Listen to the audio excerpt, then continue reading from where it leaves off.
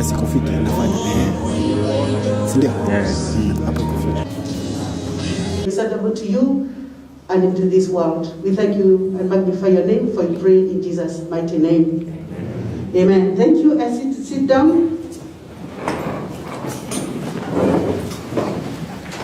As we sit down, I want to invite our CEO to give us a word of welcome and also introduce all the guests that are here. Welcome, Dr. Victor John.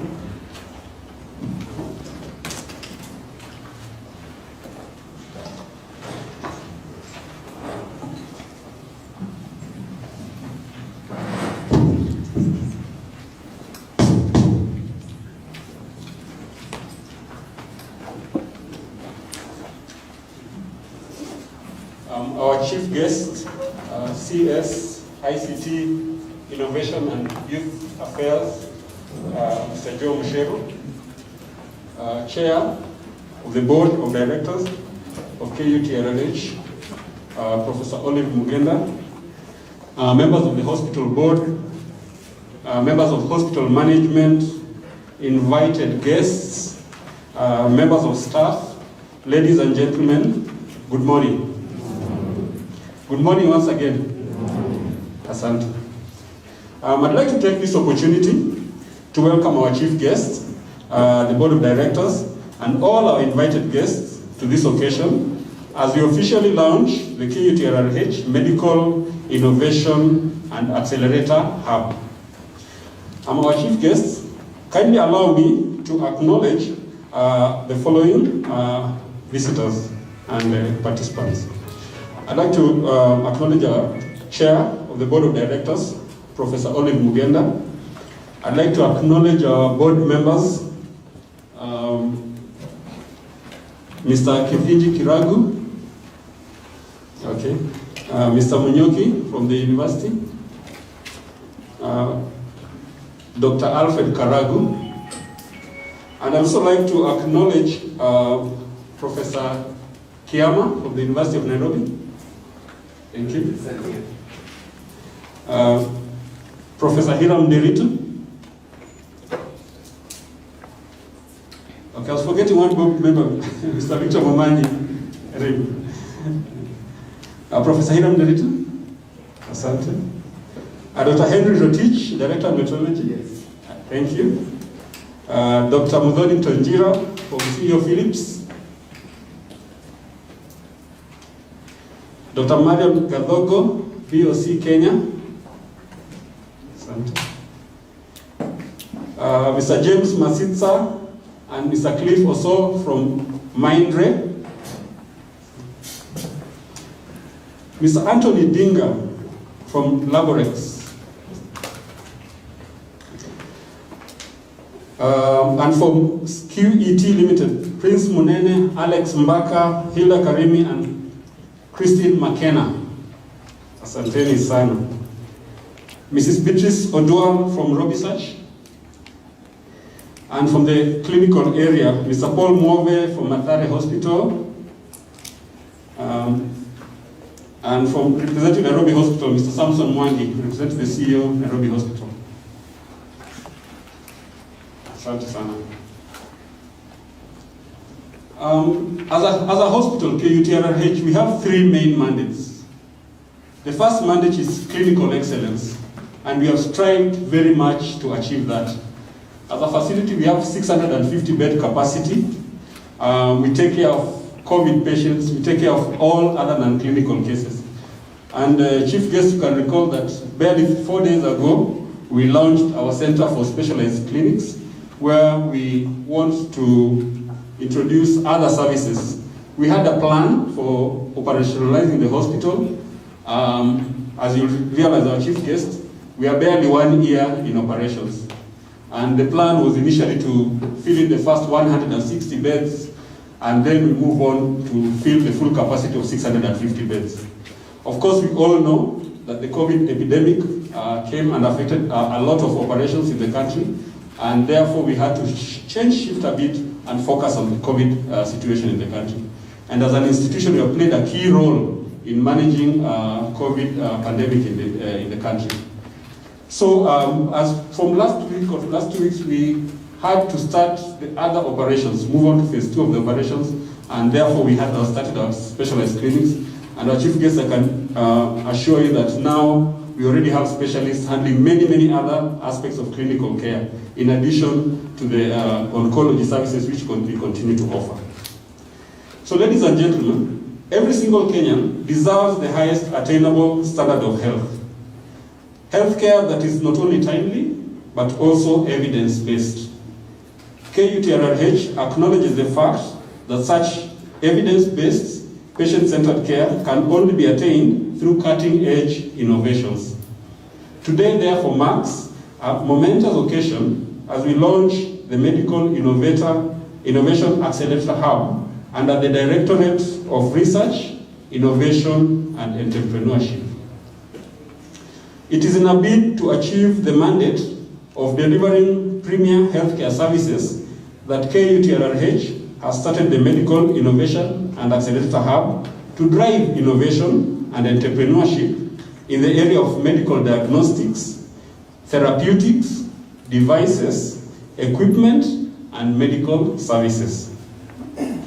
The hub will provide a transformative program that will enable spotting good ideas and innovations in the medical field, to evaluate them, admitting and providing a quality support ecosystem for the incubatees, and accelerating the whole innovation process from viable ideas to impactful products and services.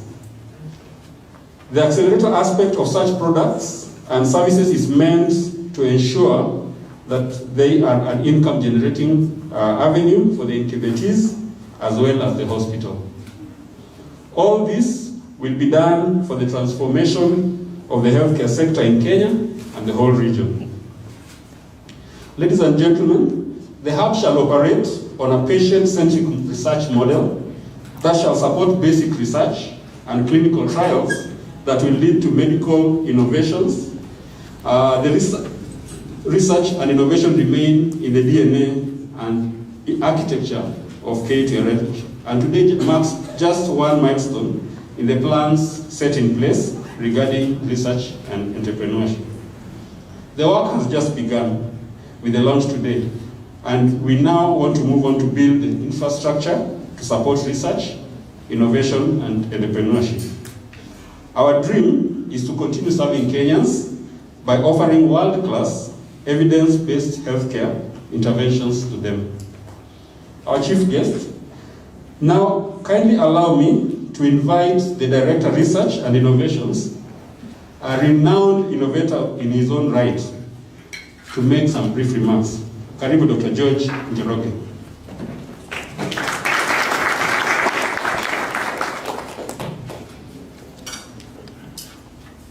Thank you. Thank you, our CEO. Working.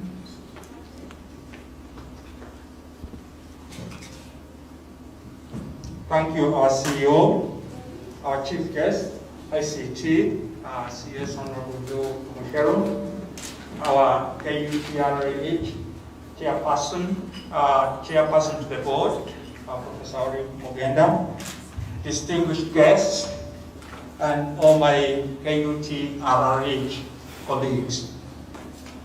Now, this is a great day for all of us as we witness this launching of our Medical Innovation and Accelerator Hub, a hub that will incubate high-value innovators in Kenya and beyond. What I would like to start with is to say that we are living in a very exciting time in the history of mankind, when great advances in science and technology have been made. Just to mention a few of them, the sequencing of human genome, which was done in the 80s by Craig Venter and his colleagues. They sequenced about 30,000 genes from chromosomes, and those have had about 3 billion base pairs. Information that was obtained from those genes, from those base pairs, will allow us in the medical area to come up with new medicines for diseases. And using what we call now the big data and artificial intelligence, we are now capable of getting our big dreams out there and getting big technological breakthroughs come through. So what we need, as I tell my colleagues, are these big dreams. And I can mention a few things that have happened in the world, just to show some of those possibilities that can happen. In January of 1976, a scientist by the name of Herbert Hoyer had written a paper on recombinant bacteria, a work that was received very well.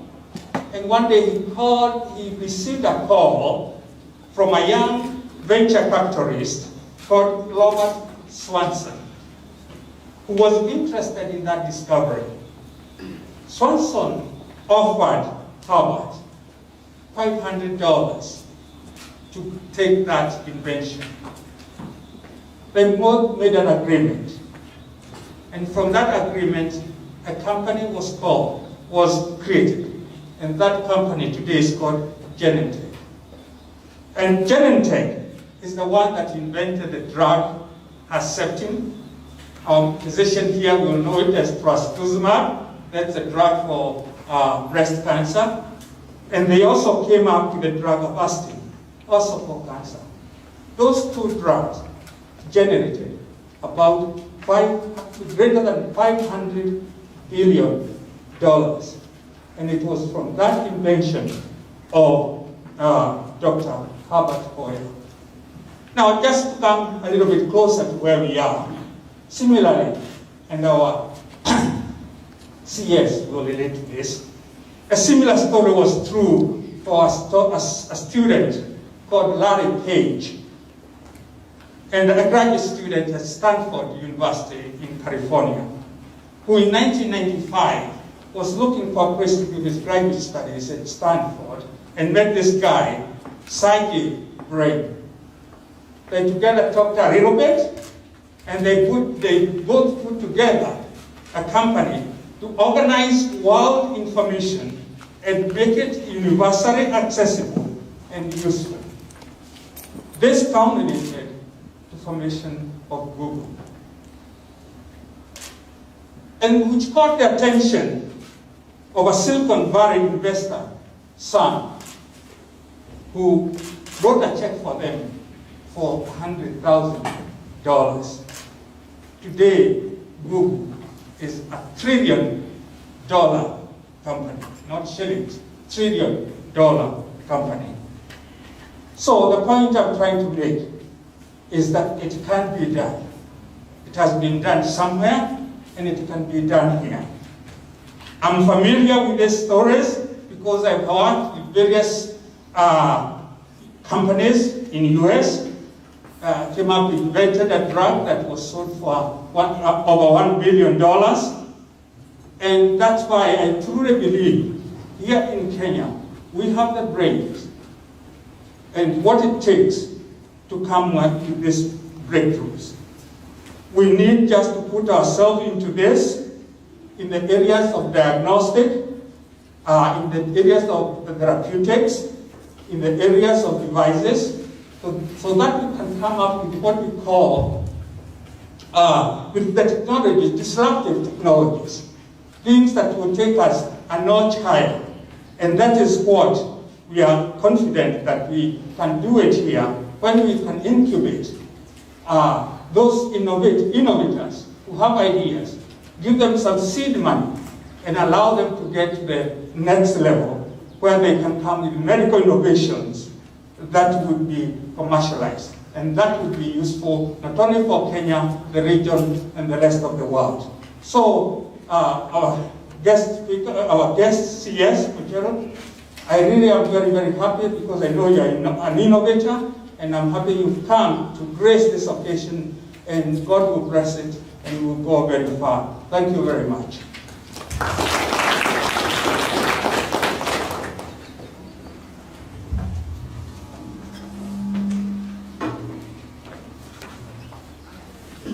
Our chief guest, KUTRH, is encouraging innovation from practicing health providers.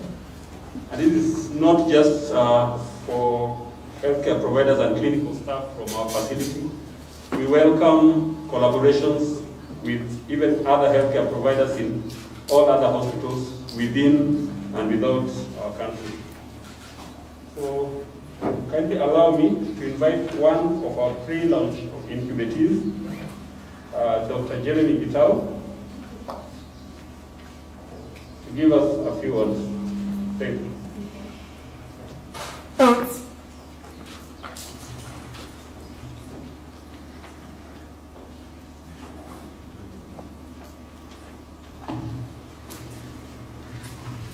Our chief guest, Cabinet Secretary John Michelle, Chair of the Board, Professor Oli, our CEO, Dr. Victor Job, board members, hospital management team, staff, and our guests. Good afternoon. My name is Dr. Jeremy Gitao. I'm an emergency care specialist working here in the hospital. For me, this is a great opportunity to be one of the incubatees. It's an idea that we've developed while we're still working here, when we realized there was a gap, especially now in the era of COVID-19. We've seen how it's become very difficult for patients to access hospitals. And our idea came up as a medical logistics company, where our idea is to actually be the connection between the patient who is at home and the hospital that is now KUTRH. So we're able to assist the patient when they're at home, and we're able to bring them either medication, take their lab tests, and that way we are able to bring the care to the patient, encouraging what has been the core business of the hospital, which is the patient-centered services. So as medical logistics, that's what we intend to do, and we are happy to be given the opportunity to incubate the idea, and we are looking forward to even working with the Ministry of ICT, where we know they recently launched the postal addresses for all Kenyans, so it will be very easy even for us to access patients who are far away, meaning that our services will not only be located in one area, you can actually reach people at the comfort of their homes. So asante sana for the opportunity, and we are grateful to the hospital for actually setting up this, because I know there are many young people out there who would like to innovate, but they don't have a space. And I'm glad I was chosen to be among them. Asante sana.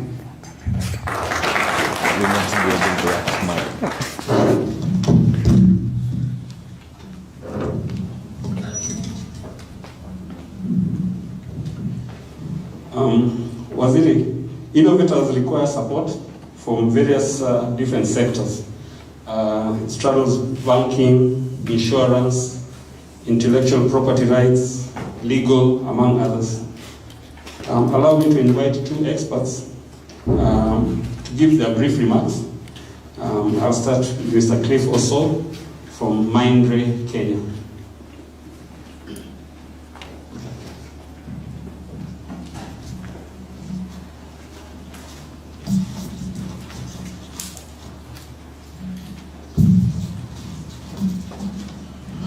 Our guest of honor, Honorable C.S. Joe Michero, the CEO, KUTRH, Dr. Victor Job, doctors and other staff present, other invited guests, ladies and gentlemen, good morning. My name is Cliff Uso, and I am honored to be with you here today on this very important occasion to present Mindray Medical. Here with me from Mindray is Engineer James Masisa. He was introduced before. And I would like to say that Mindray Kenya is a fully fledged office. Others are within the country doing what they love to do best, giving solutions to institutions like KUTRH. Minder Medical has been partnering with the KU TRH since its inception, and we are still working together to make sure we realize the goals that we have in mind when we agree to work together. Theodore Levitt, a renowned economist, said, "Creativity is thinking up new things. Innovation is doing new things." I think it's a good time that we gather together to think on how we can make what has been brought as a new thing in our midst, so that we make sure that we do it together, that tomorrow we'll see the fruit. We as Mindre believe in growing together, and our primary goal is to make sure the solutions we give are geared towards better healthcare for all. Therefore, we empower healthcare institutions so as to ease healthcare delivery, including diagnostics, surgical, critical care, emergency, and general healthcare in medical institutions such as KU TRH. Minded believes that doctors and nurses should invest their time in ensuring patients under their care get well and healthy fast. This can only happen when these frontline healthcare workers are well trained to be able to operate the deployed equipment with ease. For example, they should be well trained to understand how to operate ventilators appropriately to save lives. When I first visited this hospital, most of the rooms were empty with no equipment. But with the continuous improvements and investment, the correct equipment, investing in correct equipment, it has reached where it is now, and this is a commendable effort on the part of the hospital. We as Mindre, we continue supporting KUTRH where we can. We are here with you, and we are in together.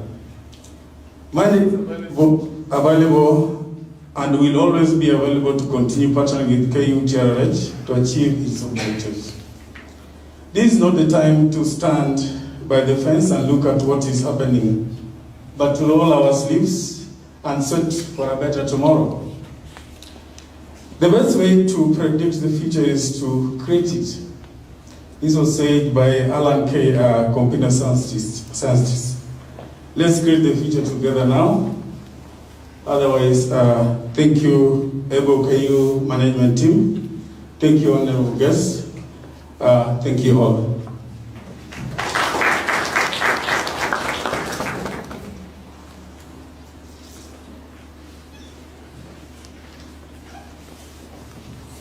Very much for this guest. I'll pick up Engineer Benson Kariuki, an expert in intellectual property right and commercialization, to give his brief remarks.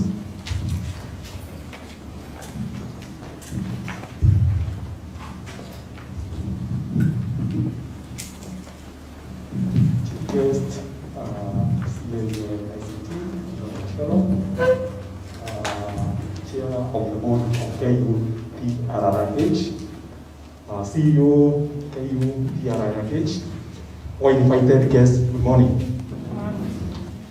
My name, as you have been told, is BK Kariuki. I'm a senior lecturer in the Department of Mechanical Engineering at Jomo Kenyatta University of Agriculture and Technology. And I'm also the Director of Intellectual Property Management at the same university. Within the short time I have been given, I want to relate intellectual property with innovation. I'll do that very briefly, and I want to first of all define innovation in the terms that I know are simple. Innovation is the transformation. I want you to take this. Innovation is the transformation of an idea or an invention into a tradable product or service, or into a new manufacturing or distribution process, or into a new way of providing a service. That is the simplest way I've found to define. You'll not find it so much in so many other places, but I know if you take that one, maybe you wait for 1 year, you take it to the bank, you actually see it is the truth. It's the truth. Innovation is not about maybe invention or science or technology is about application of knowledge. Knowledge which is acquired through the learning process, all the way from kindergarten. Let nobody cheat you that knowledge that is important is the only one that is acquired at the university. Because that's why you have gone wrong. Is about knowledge which is acquired through the learning process, all the way from kindergarten. So a kindergarten fellow has some new knowledge which they can use their brains to do something. It can be picked by somebody who has got bigger knowledge to actually grow it, and so on and so on. So by the time you reach to a professor, that thing will be a big thing. And that is one of the things that sometimes in this country we are missed. And that is one thing that we should get if we really want to get our country into the right path. It is also maybe knowledge that is required through research or experience, or when you are like me, from patent information search. Most of the things that you see which are problematic in the world today, they must have happened sometimes back. Somewhere they must have occurred. And somebody actually did research, and they put the documentation together, and then they put somewhere in a database. And you can retrieve that information and use it to actually solve your problems. That is one thing, again, we don't do in this part of the world. You will find it today being done in places like Korea, Japan, and those other places. Why do we need to innovate? We need to innovate because their challenges are coming in. All the time we have got challenges. Like now in the area of medicine, it has to do with the area is struggling with issues to do with cancer, malaria, diabetes, COVID, and other NCDs. And it is estimated that maybe it's forecast that in 2030, about 75% deaths will come from NCDs alone. So there is need for people to sit down and actually get working to actually ensure that we have got treatment for those things. I've said innovation has to do with the transformation of an idea or an invention. Where do ideas or inventions come about? How do they come about? About the mind. The other day I asked a student, what do you understand by the word intellect? And then they went round and round. Something simple is about the mind. It's about the mind. So if you remove something, if something arises from the mind, it is called intellectual property. It is called intellectual property. It's arising from the mind. Simple. It's not a lot of stories about whatever. And you can get rights for whatever you have brought out from your mind. So every time you hear intellectual property, the first thing you should think of is the mind. The mind. And there's so many opportunities or so many things that you can bring out from the mind to solve problems in the societies, create industry, and all other things so that the people we are educating can get jobs, and also we can create wealth. So it is driven, the thinking, because it's a question of thinking, it's a function of thinking. Intellectual property is a function of thinking. It is driven by new knowledge. And that is the new knowledge all the way from kindergarten all the way to upwards. Desire to solve problems. Investigation, research, tapping ideas from customers, imagination, exposure, inspiration, and curiosity. And we cannot say that we don't have these things in place. And why do we keep, then you ask yourself, why do we keep on driving other people's vehicles, flying other people's airplanes, and whatever? We have got that, but maybe we have not packaged that knowledge in a manner that it can be consumed by industry or the society can do that. And that is what is done using an intellectual property system. An intellectual property system, when you do research, in most cases we package our results in form of publish in a journal.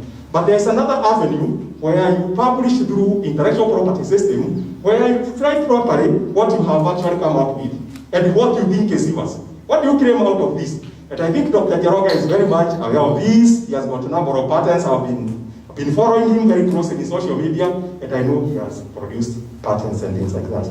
So if a country does not actually engage, you do not engage your people in thinking, driven by all what I have said, and producing intellectual property, acquiring intellectual property rights, then you have nothing to commercialize, and chances are that your country will be poor and for a very long time. If you look at countries like Korea, Japan, China, or everybody else, all what they got right is the word intellectual property. And every time they keep on ensuring that. That is what, including in their curriculum, it goes into their curriculum. Very few have got an intellectual property management mechanism. In Kenya, I think, out of the 70 universities in Kenya, both private and public, only 3 universities, I think, have got a properly or an elaborate intellectual property management system, and that is JQuat, that is Stravimo, and that is University of Nairobi. KU used to be there, but I think they have gone down a little bit. I don't know what happened, and their office has not been really functional. We know all that because we are in that field. Now, if you want to manage intellectual property, there are tools that you have to use amongst through. You need an intellectual property policy, which will define clearly the owner of the intellectual property, how the intellectual property will be maintained, and the incentive to the inventors and innovators. They have to come out very clearly. Then the other thing you need are standard operating procedures. About a minimum of 4, one to actually guide on disclosure of invention, another one to guide on intellectual property rights acquisition, because acquisition of intellectual property rights you have to link with the national IP granting agencies like KIPI, KECOPO, KEFIS, and so on. So you need about 4, and then you need another procedure for commercialization of intellectual property. That is where you have missed it. People have got intellectual property. It's not commercialized. You are not seeing it in the supermarket. You are not seeing it in form of a piece of cloth, not in form of a car, not in form of a machine, and all those kind of things. You need to get it right. And so for KU the innovation hub you are coming with, you would have to formulate an IP policy. If you don't have that one, then you will be in a lot of difficulties as you try to carry out your innovation. And right now, NACOST is actually, has come up with a guideline of how intellectual properties policies should be done, and you get a link with them, you can link with them. Then the infrastructure that is required, you need IP office with a liaison function to link with IP rights granting agencies and the society in large. Then you need a function of actually scanning through all the intellectual property, all the patents which have been done since the intellectual property systems were created, and then you get information from them. Then you need competent staff. You need about maybe a minimum of 4 or things like that, if you really want to get it right. I think I will end at that point. My time is up. When I get time some other time, you engage. Thank you very much.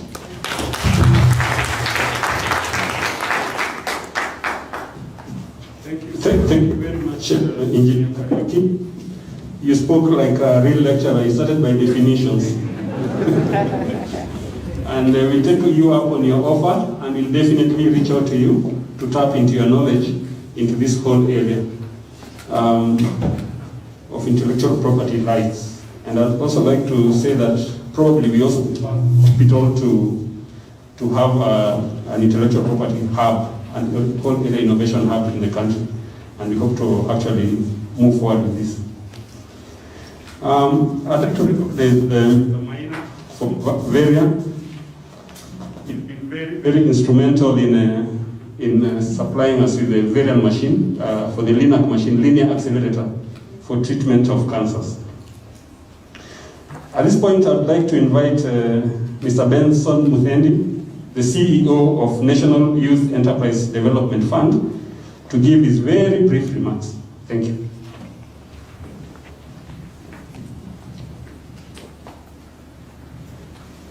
Thank you very much. Our chief guest, Mr. Joe Mushero, CS for ICT, Innovation and Youth Affairs, where the Youth Enterprise Development Fund is domiciled.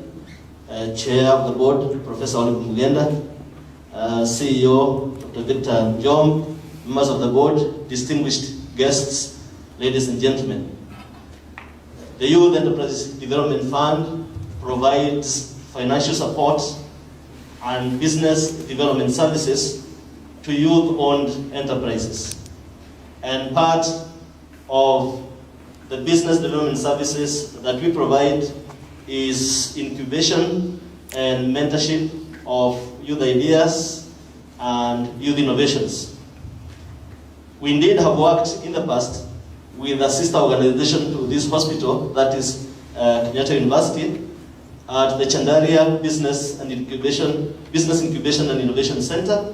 Indeed, when Professor Mugenda was the Vice Chancellor at the university, and through that partnership, we have helped to mature innovations that are today providing solutions to some of the challenges that are facing this nation. We note with appreciation the launch of this medical innovation and accelerator hub, and we will play an active role through financing and other solutions. And we are looking forward to engaging so that we can structure interventions that we as the Youth Enterprise Fund can be able to play an active role in ensuring that the ideas we have seen and others that will come through the center bear fruits. Increasingly, we are getting applications from young people who are within the health sector, and we see now this as a new opportunity to be able to get into innovations that would provide more efficient services and probably be able to reach a wider population.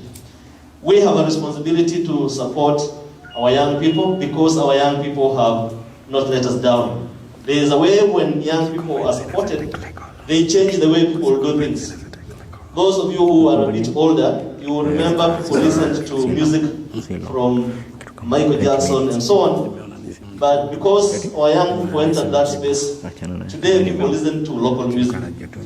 Our young people, when we send them to the Olympics, for instance, we are able to become number 1, 2, 3 in the entire world. So even through these innovations, if we are able to support our young people, they are able to occupy a similar position in the world if we support them. So on my behalf and on the behalf of the institution, in the presence of my boss, I want to pledge our support.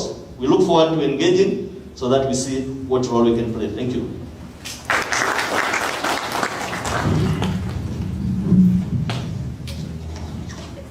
Thank you very much, Mr. Mutheni.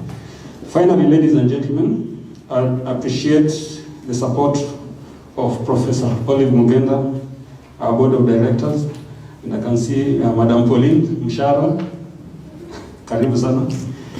Our partners, all our partners, the management of the hospital, all our staff who work tirelessly in this facility to keep up the good name that we already have, and who have worked tirelessly to achieve the vision of KUTRLH. On behalf of the hospital management, we promise to make this medical innovation and accelerator hub vibrant and relevant to healthcare in Kenya and beyond. Ladies and gentlemen, it's now my pleasure to invite our very, very active chairperson of the board of directors, Professor Olive Mugenda, to address the gathering. Thank you.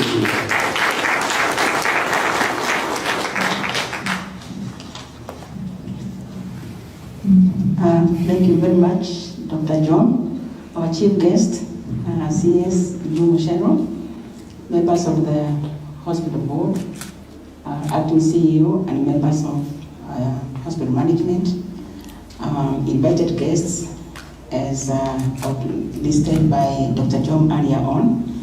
And in that list, I would like to also include CEO Kipra, and also Dr. Kimani of Government Chemist, and also Mr.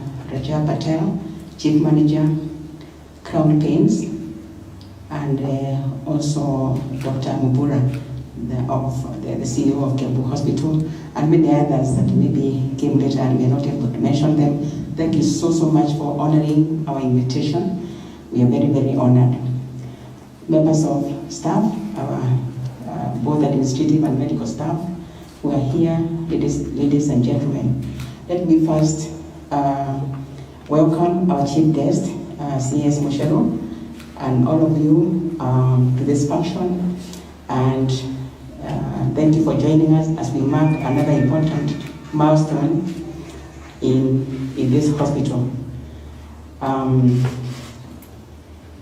We know, CS, you are very, very busy. I know you only have probably less than an hour for you to go to another function, so we will not keep you for long. But I want to thank you for accepting to come and officially launch this medical innovation and accelerator hub. The hospital board appreciates the great support we have received from you. CS, you remember, even when we started thinking about the hospital information system, I came to you for advice because we wanted to get the best. And I'm sure you have seen that we eventually got it, and thank you very much for your support, CS, and advice. Our chief guest, my idea, because I must say that I really kept thinking about it, and then of course sold my idea to my able members of management. So my idea of Medical Innovation Hub was inspired by the Shadaria Innovation Hub that we started at Kenyatta University, as has been mentioned before, where we started it, and I did to make sure it doesn't go down. I don't know what's going on. Make sure it keeps going up. But we had benchmarked with the world-class innovation hubs, and this time what we decided to do is to add the word accelerator. And I was very keen. I remember Dr. Kura, I remember we discussing, and I told him we must add the word accelerator, because we don't just want to innovate, but we also want to accelerate the ideas to the next level in terms of scaling up, and hence the term accelerator in the name of our innovation hub. The biggest challenge, CS, that we have with the existing innovation centers is lack of space to go once the products mature. We faced this problem at KU. We had a very successful Shadaria Innovation Center. I think it was the first in the country in a university. And we came up with brilliant ideas with very many companies, but we realized that those companies didn't have a place to go once the ideas were properly incubated. So we hope to address that issue now by then having a place where we can accelerate these ideas. And we hope that through you, through the government, CS, through you, and through other capital venture experts, we can have our products developed and scaled up, both locally and also globally. So my idea of this center, CS, is founded on my knowledge of huge gains that are derived from such efforts. And as Dr. Jeroge has explained, and before I even continue, I would like to acknowledge Dr. George Jeroge. I don't know where he is there. And I would like to tell this audience that I guess people don't talk about themselves, but Dr. Jeroge led a team in the US that discovered the vaccine for hepatitis C. And we are very, very honored to have him in our team. And it's not just the vaccine for hepatitis C. He also, as I think Dr. Kariuki said, he has like 100 patents in the US. I mean, that is really commendable. And I don't know why he has not been given honorary degree. I hope Kenyatta University will consider that, because that's really, we are very proud of you, Daktari, and thank you for joining us. So my idea, as I said, came from benchmarking, and I actually did a bit of research before I sold the idea to my members of management. Such medical innovation centers are found in places like US. I know I checked the Boston Children's Hospital Innovation and Digital Health Accelerator, that is in Boston. The accelerator offers consulting, technology evaluation, project management, startup strategy, and informatics related to population health and social media. So it's something that is happening elsewhere in the world, and I'm happy that this hospital will be the first one, CS, to come up with this kind of center. The other one we checked and we benchmarked with is the Innovation Studio at Children's Hospital Los Angeles.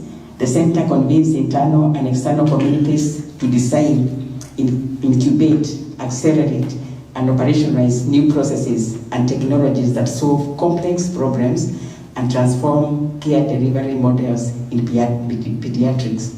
So again, CS, this is where we are heading, that hopefully we can come up not just with products, but also with systems and processes that can improve the way we do things. And we really want to do things differently, CS. We want to really do better than our public institutions and even private institutions. And I think what we are doing is what can help us get to that. The other institution that we benchmarked with CES is Mayo Clinic Center for Innovation. This is an innovation within the hospital. It combines design thinking principles with the scientific method to create patient-centered healthcare delivery solutions. And our logo CES here is patient-centered, quality patient-centered care. So you can see we may be the first ones maybe in Kenya to come up with a medical innovation hub, but we're not the first one in the world. I mean, you can see all these hospitals with these innovations. The last one CES that we checked, and I actually bought this book, give it to members of management to read it. It's New York University Langone Health Technology Hub. Actually, the book is called World Class and it's talking about this hospital, which started from a very poor hospital to a world-class hospital. And they have this, as I said, Health Technology Hub. And this is a resource for inventors within and outside the health system to share ideas. The hub connects innovators with this digital health ecosystem and provides new technologies, data science, and user-centered designs to help them bring ideas to fruition. So with those ideas I see as elsewhere, not in Kenya, but I'm sure we'll be able to learn from what they are doing and even maybe improve and come up with the first medical innovation hub for products and processes. And you said something very important, Dr. Jeroge, that it's not just for money, because I've seen Stanford, and I was talking to the CS earlier on because I think he has more experience with Stanford University, where they are making millions and millions of money. And my vision, CS, is that even in future, 50 years, 20 years, even when we are not here, this hospital will be one of the richest institutions in the country because of royalties that will be derived from products that will come. Because I'm sure with the kind of youth that we have, and CS, you are familiar because we're in that ministry, we have very good innovative youth. And if you give them the opportunity, the ideas, and the platform, and we, of course, we benefit from royalties, we could also end up not only helping them, but also making sure that this university in future will not need any government funding because we'll be having a lot of money. That is my dream, and because that money then will increase or rather improve the services. And there's so much we can do, of course, when the resources are available. So that is where we are headed as CS, and I'm happy that you are here to witness this. So even when we come to you for support, at least you know what we have in mind as So we already have sponsorship packages, and we are looking for sponsors, and depending on their sponsorship, we are hoping we will get anchor accelerators, so that if, for example, a company, big companies like GE or Philips and others that would want to come here, we can give them a bit of space and they can help mentor the upcoming innovators. The way we did it in KU, CS, and I hope we can do it here, we had even rooms for business advisors, so that if a young innovator wants something, then we had these experts come and tell them, okay, this is the way you do it, or this doesn't make economic sense, or it makes economic sense. We even had other people we call distinguished mentors, and this included really very experienced business people like SK Masharia and others, and they were very willing, even if they are busy and they have made their money, they were still willing to come and actually talk to these young people, either here or in their offices. And you still follow these ideas and make sure that our people who come here are properly mentored, so they can also be the big business people in the future. So the Anchor Accelerator will help us in mentoring the incubators who will be hosted in this hub. We hope to partner with government through UCS, and especially your ministry, to make this effort successful. When products are innovated, they will help Kenya hospitals and hospitals worldwide, thus saving resources. A lot of non-farm equipment and gadgets we are importing from outside CS, they were also innovated by people like us, and there's no reason why we can't also innovate these people so we don't have to import them from outside. So the government and your ministry will be delivering on your mandate if this effort is also successful, because I know, especially you but in particular, yes, you are very keen in youth and innovation. Consequently, the government and other partners, we are requesting for support in provision of some seed money to help the innovators develop and scale up products. A bit of seed money will go a long way in ensuring we take off successfully, even as we build as engineer has said, we better build the industrial park where these can be scaled up to. For the innovators, we will protect their intellectual property rights. We are in the process of hiring this particular person to do this. But meanwhile, Dr. Kira is able to do that, but you get the right office, and we will get and these innovators will get their right percentage CS according to the agreement that we are going to have, so that they can also improve their quality of life and that of their families, and they also join the prestigious class of innovators. For this hospital, as I said earlier, we are going to benefit eventually from the royalties, but more importantly, we are going to benefit from the quality services from these products or services. And of course, we also take a share of that percentage because of giving the platform, but that will be properly negotiated and discussed. And I'm sure there are formulas, right? Some formulas, even your government, I'm sure CS has got some formulas we can use. And for the government, of course, you benefit from scaled up services, because for the government, they look at the full universal health care, and therefore, whatever we do, if you can scale it up, it benefits the government and the citizens. And of course, the youth in the country, and I know from what I've been hearing, His Excellency talk about the youth in the country, who are very, very key, and the government is focusing on them, of course, through your ministry CS, and to have an outlet to try their innovation and improve their livelihoods and quality of life. So CS, we are targeting gadgets and equipment, medical professionals use, which are not available in Kenya and which can be made locally. We are also targeting processes and systems that can make the medical work easier. Like what Dr. Jeremy has is not a gadget, it's a system. So not only are we looking for gadgets and equipment, but also systems and processes that can help us do our work better. So we intend to give the professionals a framework to innovate these products and processes to save money, which we use a lot of foreign exchange that is used to get these gadgets from outside. Hopefully we can change that around. So, ladies and gentlemen, I will stop here for now and say that on behalf of the board of directors, some of who are here, we will continue supporting this hospital.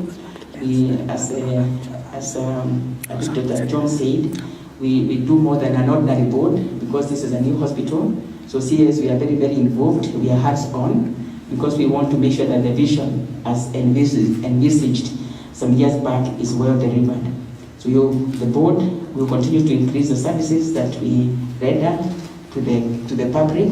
And as the CEO has said, we have already opened our clinics, and we have been hiring doctors and nurses to manage those clinics, and they are already becoming very busy.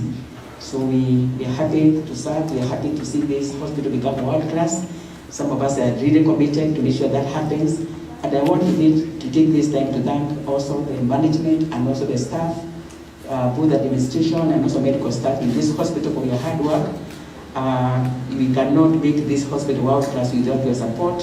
So I want to thank you on behalf of the board, and also thank my board members, my able board members, always available, CS. Even after this we are meeting, so that we can make sure that we make these good decisions on behalf of the people of Kenya, to make sure that we have one of the best hospitals in the region.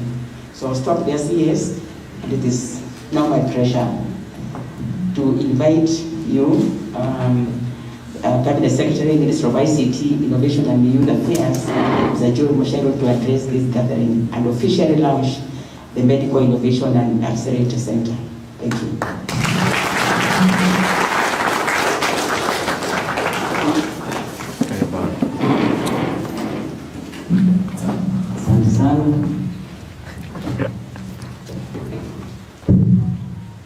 Please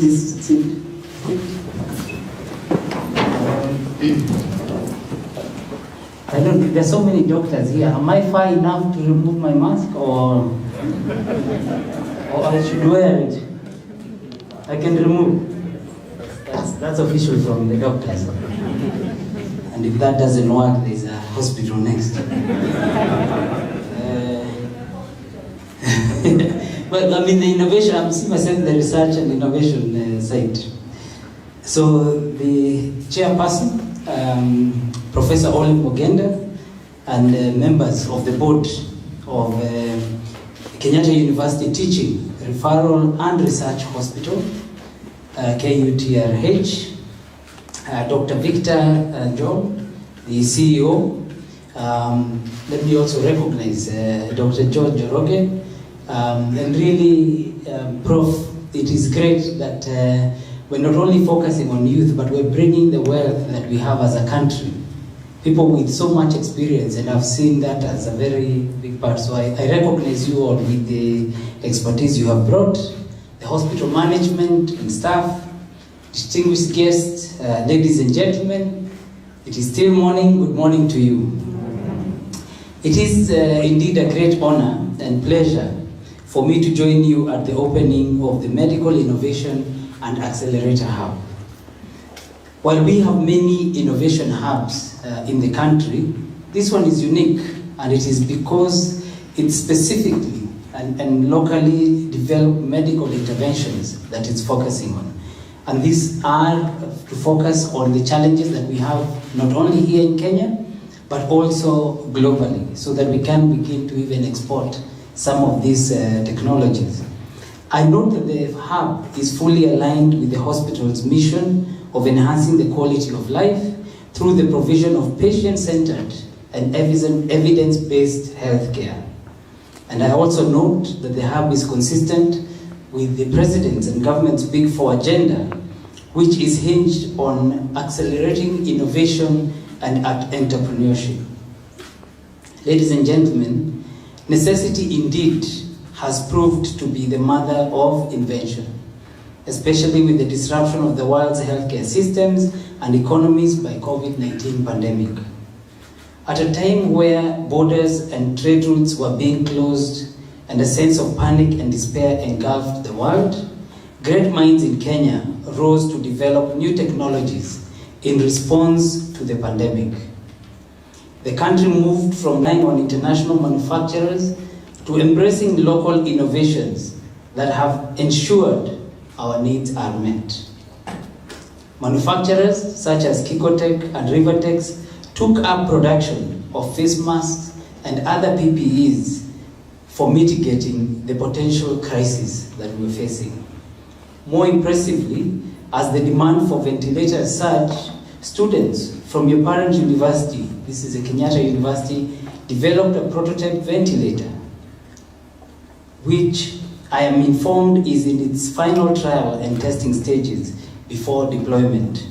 Indeed, it's only 2 weeks ago that the same group of students were feted by the United Nations by being awarded the UN Kenya Persons of the Year Award as the guest of honor for that, and I actually gave them the prize. And it was great to see young, enterprising men and women who really have a passion for innovation and growth. And this again is what's coming out of our universities, and in this case from KU. And I laud them for this remarkable feat that they have achieved. As a ministry, we recognize the critical role played by science and technology and innovation. One of the foundations of Kenya's Vision 2030 is wealth creation and building of human capital required for our country's transition to a knowledge-based and knowledge-driven economy. Research and development has proven to be critical in accelerating economic growth in all emerging economies globally. Innovations are themselves a precursor to wealth creation. No society can gain social cohesion if some members continue living in abject poverty. For this reason, the government has supported innovators through policy and funding, especially the vulnerable groups. The innovations are a testament that Kenyans are hardworking and resourceful individuals with a strong and resolute work ethic. The tour evoked memories of the recent Innovation Symposium that was graced by His Excellency the President at Manyani in Taita Taveta County. During that symposium, we witnessed phenomenal innovations, conceptualized, built, and developed by young Kenyans, all aimed at addressing the needs within our country. Indeed, this shows that as a country, we can innovate and drive our growth by leveraging the potential that lies with our local human capital. Instead of being importers of technology solutions, we now have our footing firmly in place to grow our technology and export it globally. Let me say the innovations that we have seen, and especially those that we saw in Manyani, they go straight to some of our biggest challenges. The young people there, for instance, have mapped the whole country. The maps we were using before, the newest maps, were 1972. So you can imagine all the development that had been done. You're referring to 1972 maps. I'm happy to say that we had done some work on maps when I was at Google. We had students from JKUAT who came and we began to map the continent. I think when we started in 2007, Nairobi had 2 roads. There was Uhuru Highway, which passed through State House, and I think there was another one, Mombasa Road. But after the students were through with the whole program, we had very rich maps, which is why you see companies like Uber are able to operate global and all that using the mapping. But we now have our own homegrown maps that will rival even Google and other maps that show the different layers of different services that are provided within the country, that the counties can use for revenue management, that they can use for planning, and for many, many things, all these different layers. So I'm very pleased that today we are at a place where we can now do the same level of innovations in the healthcare sector. And Prof, other than making money and the innovations and being able to export them, you know, a healthy nation is one of the greatest assets that we can have. And I would say that is another big addition that I've seen that this hospital is able to provide for this country. That through the work that is going on, and very impressive. I mean, I came here when the launch was happening, we came with the president, and you know, there's so many buildings. And I was saying earlier that, you know, many times people build things, then they rest, and then they take time to actually start. I'm very impressed with the board and the management. You've been able to not only launch, but you've actually already begun to utilize. And it's an open secret that if you have COVID, this is the place you should come to. If you don't get here, then, and I'm not speaking officially, that is just rumors that are out there. Any hospital is a good place to go for treatment. So these innovations that we're seeing here are great innovations. For example, there's the innovation of calorie tracking systems. There's the new exercise modules that will boost reduction of lifestyle diseases. We have seen the logistics innovation that is being discussed. There's also innovation I've seen to do with the management of oxygen or gas within the hospitals. All this will drastically improve the early detection of conditions, whether it is the reduction of oxygen or when the lifestyle diseases are coming, and you can be able to take care of them. We've seen locally assembled technologies which will not only increase access, but also reduce the cost of healthcare provision. And so this hub and accelerator will continue to significantly grow the vision that the country has. It is for this reason that I congratulate Kenyatta University teaching. People may faint as a reaction to pain, exhaustion, hunger, or emotional stress. It may also happen after someone has been standing or sitting still for a long period of time, especially if they are hot.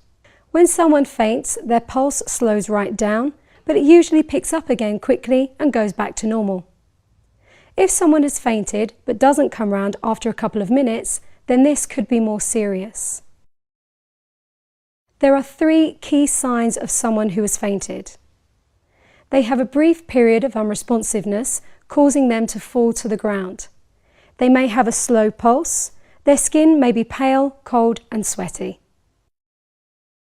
If someone's feeling faint, advise them to lie down. Kneel down next to them and raise their legs, supporting their ankles on your shoulder or a chair if available, to help blood flow back to the brain. Watch their face for signs that they are recovering. Make sure that they have plenty of fresh air. Ask bystanders to move away, and if you're inside, ask someone to open a window. They should recover within a couple of minutes. As they recover, reassure them and help them to sit up slowly when they are feeling better.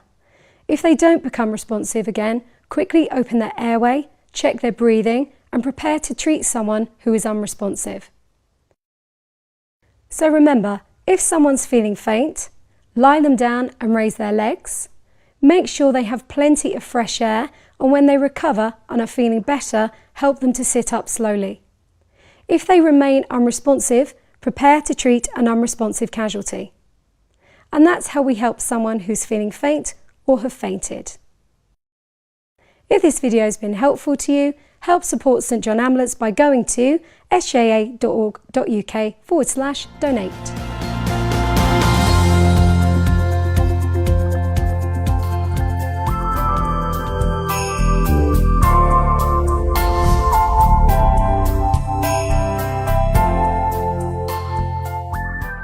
The new Kenyatta University Teaching, Referral and Research Hospital is the boldest, most sophisticated health facility initiative ever undertaken in Kiambu County and Kenya.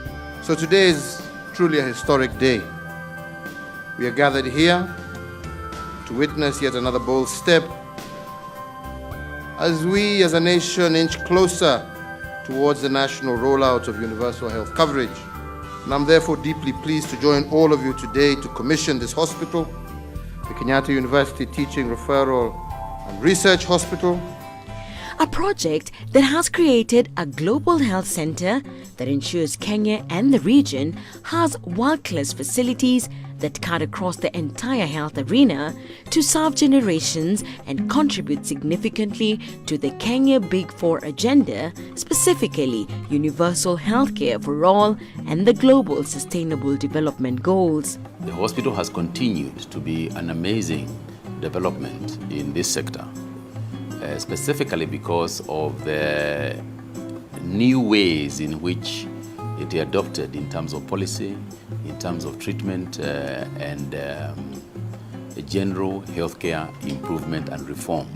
Kenyatta University Teaching, Referral and Research Hospital is a 650-bed capacity hospital with state-of-the-art medical equipment. It is one of the iconic referral hospitals within the Ministry of Health and even for this country. And we say that because it is a modern hospital, it has been built and equipped with the latest technologies that are available globally. The hospital is located on a 100-acre piece of land that lies in the northwestern part of Kenyatta University, bordering Kahawa Barracks to the south and the Northern Bypass Road to the east. The main entrance to the hospital is on the Northern Bypass Road near Kahawa West. It is easily accessible from main roads and public transport services. The hospital also has a helipad, a landing strip to enhance access. Following the preparatory phase of design and preparation jointly carried out by China Jiangxi Corporation and Kenyatta University, groundbreaking was undertaken in 2011 with the objective of providing a world-class healthcare in Kenya and the region. Kenyatta University Teaching, Referral and Research Hospital was the brainchild of Professor Olive Mugenda, who initiated the preparation of the proposal and leading her team from Kenyatta University in making a case for the hospital through the Minister for Finance, who is now the current president, President Uhuru Kenyatta. The government approved a government-to-government loan from China Exim Bank for construction and equipping of the hospital. The hospital was constructed and equipped at a cost of 8 billion Kenya shillings. I'm very delighted to see a vision that we started 10 years ago being actualized and saving lives, particularly at this time of COVID-19 pandemic. It was the founder's vision to establish a world-class healthcare facility which will reduce to the barest minimum traveling out of Kenya for medical care abroad and at the same time attract medical tourism from other countries in Africa. Our vision is to be a premier national referral hospital renowned for clinical excellence, medical training and research that enhances quality of lives for Kenyans and the regional citizens. Our mission is to enhance quality of lives through provision of quality, patient-centered and evidence-based healthcare, training, innovation and state-of-the-art technology. Built and benchmarked with international standards to provide world-class healthcare. It is headed by a team of dedicated, experienced and qualified doctors supported by a professional cadre of trained nurses and paramedic staff. KUTRRH houses advanced and sophisticated clinical and surgical facilities, providing comprehensive care to address all aspects of health, from prevention to diagnostic and treatment to rehabilitation. Deliberately and carefully built in the fabric of KUTRRH is quality. The KUTRRH Board of Directors is responsible for the management and administration of the hospital. The major directorates of the hospital are Clinical Services, Nursing Services, Corporate Services and Administration, Finance Strategy and Planning, Training, Research and Innovations. At KUTRRH, we believe quality is never an accident but a premeditated effort. The hospital is among few in the region to function with full-time doctors system that assures doctors' availability around the clock, giving dedicated time and attention to patients. We mainly deal with offering clinical services and ensuring that all patients are treated accordingly. My division is very wide and it encompasses a lot of various disciplines, majorly of which is oncology services, accident and emergency, trauma and orthopedics, where we are able to perform surgeries. We have a fully established pharmacy which is able to provide nearly all kinds of drugs. In terms of laboratory, the whole pathology area, we have a well-equipped laboratory. We are able to do state-of-the-art tests. The highly sophisticated medical center shall offer quality medical care within the following units: outpatients, accidents and emergency, pharmacy and diagnostic imaging, inpatient services, pathology and lab medicine, critical care, medical and surgical, special internal medicine, oncology, renal and neurology, obstetrics and gynecological services. As a hospital, and more specifically as a pharmacy department, we pride ourselves with offering high quality services because, as I mentioned, our staff are very highly qualified. Then number two, our drugs are of assured quality because of the kind of sourcing that we go through just to bring them to the hospital. Critical care, medical and surgical. ICU HDU, KUTRRH has the highest ICU and HDU bed capacity among healthcare establishments in Kenya. There are 54 ICU beds and 10 HDU. The beds are fully equipped with world-class bedsides where there is panels of sockets where we use to ventilate the patients. It has world-class machines for infusion of medications and drugs. The Department of Anesthesia and Critical Care, we provide services in all these departments, especially theatre and the intensive care unit. Oncology cancer unit. The ultra-modern oncology unit is a beacon of hope, health and happiness. Our flagship project is an oncology center where we are dealing with cases of cancer, and we are undertaking very good services in radiotherapy and also radiology treatment with great outcomes. The team of oncology specialists work together to develop individualized treatment plan for every patient with great results. This team consists of the oncologists, the surgeons, the palliative nurses, our nutritionists, physiotherapy, the pathologist, and our oncology nurses. And once a week we have this meeting, the multidisciplinary team meeting, where we discuss the management of all the patients who were seen in the previous week, so that we can make the treatment of every patient a focused and patient-centered treatment to target the specific needs of every patient. We offer cancer care services across surgical, radiation, and medical oncology. Every unit is equipped to treat every type of procedure, including trauma and surgeries. The ultra-modern laboratories are equally proficient to delivering high standards of services. And we have the best equipment that you can find in any part of the world, like Europe and USA. And that means that you are able to diagnose the most complicated diseases without sending samples outside the country. And it also means that we are able to give the best teaching and practical approach as far as the students are concerned. The numerous conference halls equipped with teleconferencing facilities will enhance continuous medical education. Embracing new technologies to offer high-level healthcare that matches the best globally. Medicare is further supported by the availability of telemedicine to enable doctors consult with peers worldwide on real time, thus reducing the need to seek treatment abroad. It is expected that the hospital will provide the necessary environment and incentives for the conduct of biomedical research and clinical trials in order for our medical scientists to contribute to improved medical care and production of new pharmaceuticals. Kenyatta University Teaching, Referral and Research Hospital believes healing begins as soon as you arrive at the hospital. At the core of our new design, the idea of personalizing and humanizing the healthcare experience will be apparent at the hospital. Furthermore, the hospital premises provides a green, relaxed and soothing environment for healing and visits.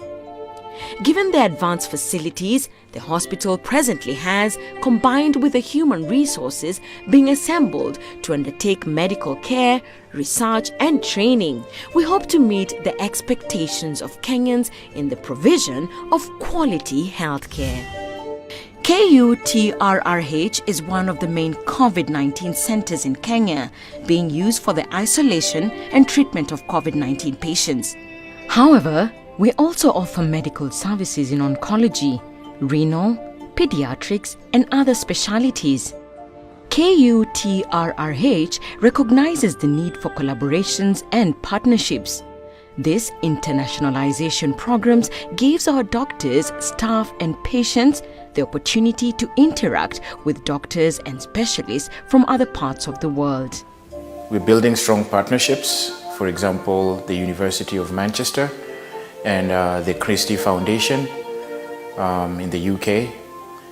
We also received 20 Cuban doctors that are helping us fight the pandemic. After that, they'll be deployed in the counties. The new Kenyatta Memorial Funeral Home is open to the public.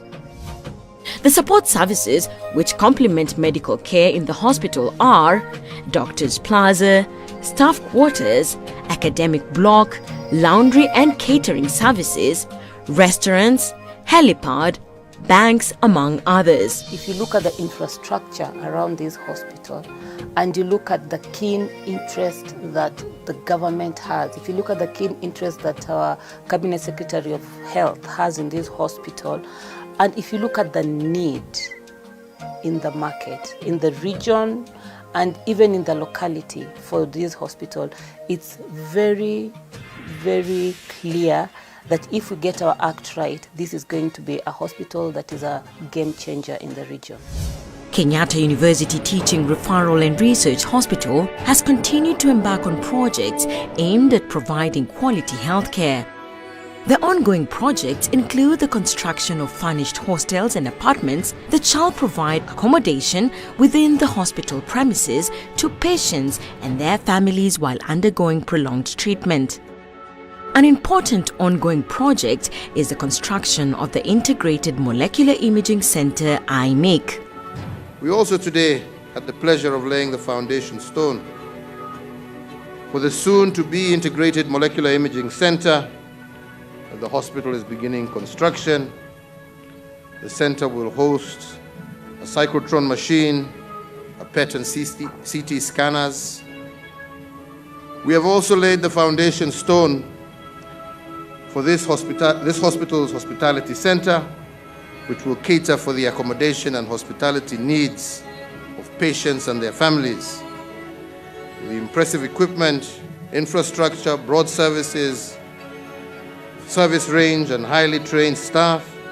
Indeed, I foresee the Kenyatta University Training, Teaching, Referral and Research Hospital becoming a leader not just in this country, but in our region and also in the continent. This iconic comprehensive cancer center shall provide medical relief to Kenyans and beyond. This center will be the first public center in East and Central Africa, and will go a long way in helping Kenyans access the necessary treatment without having to go to other countries like India and South Africa. I would like to thank the President and the Minister of Health for their support and their interest in ensuring that this hospital becomes a center of excellence in Kenya and the region. Given the advanced facilities the hospital presently has, combined with the human resources being assembled to undertake medical care, research and training, we hope to meet the expectations of Kenyans in the provision of quality healthcare. Muhimu sasa na ya furaha ni kudeclare hospitali hii ambaye ndiyo Kenyatta University Teaching, Referral and Research Hospital officially open on this 10th day of September 2020.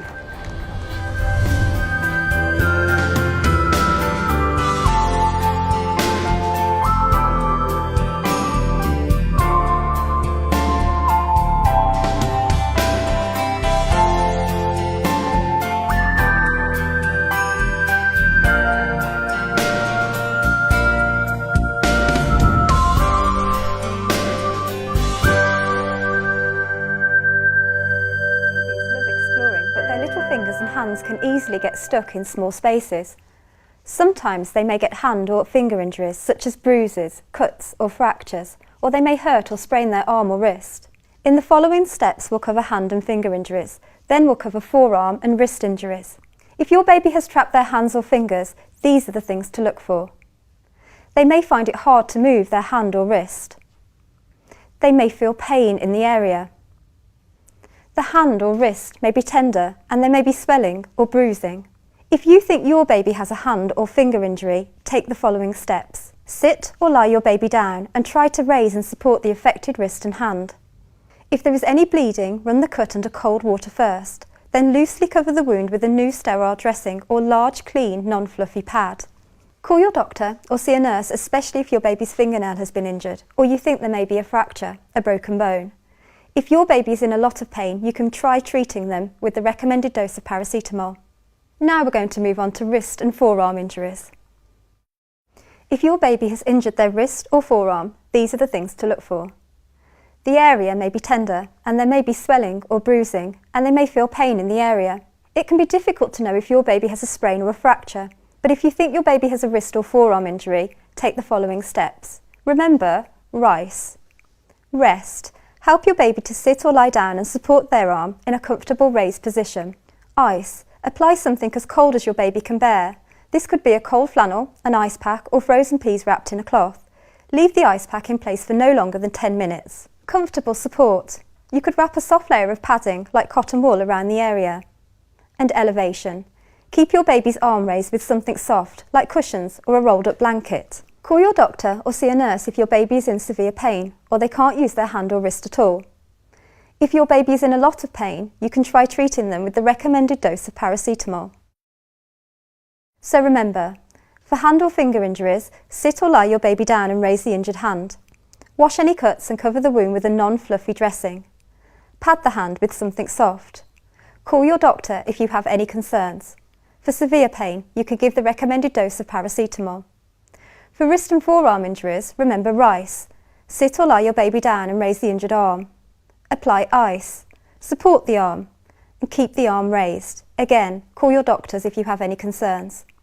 For severe pain, you can give the recommended dose of paracetamol. And that's how you treat a baby who has hurt their hands or their arms. Thanks for watching. Help support St John Ambulance. Donate. If you think someone has had a head injury, there are 6 key things you may find. They may have become unresponsive, even for a short time. There may be a scalp wound. They may complain of dizziness or nausea. They may have memory loss of events at the time of the injury or before the injury occurred. They may complain of a headache. They may be confused. If you're worried about someone who has had a head injury, you should get medical advice.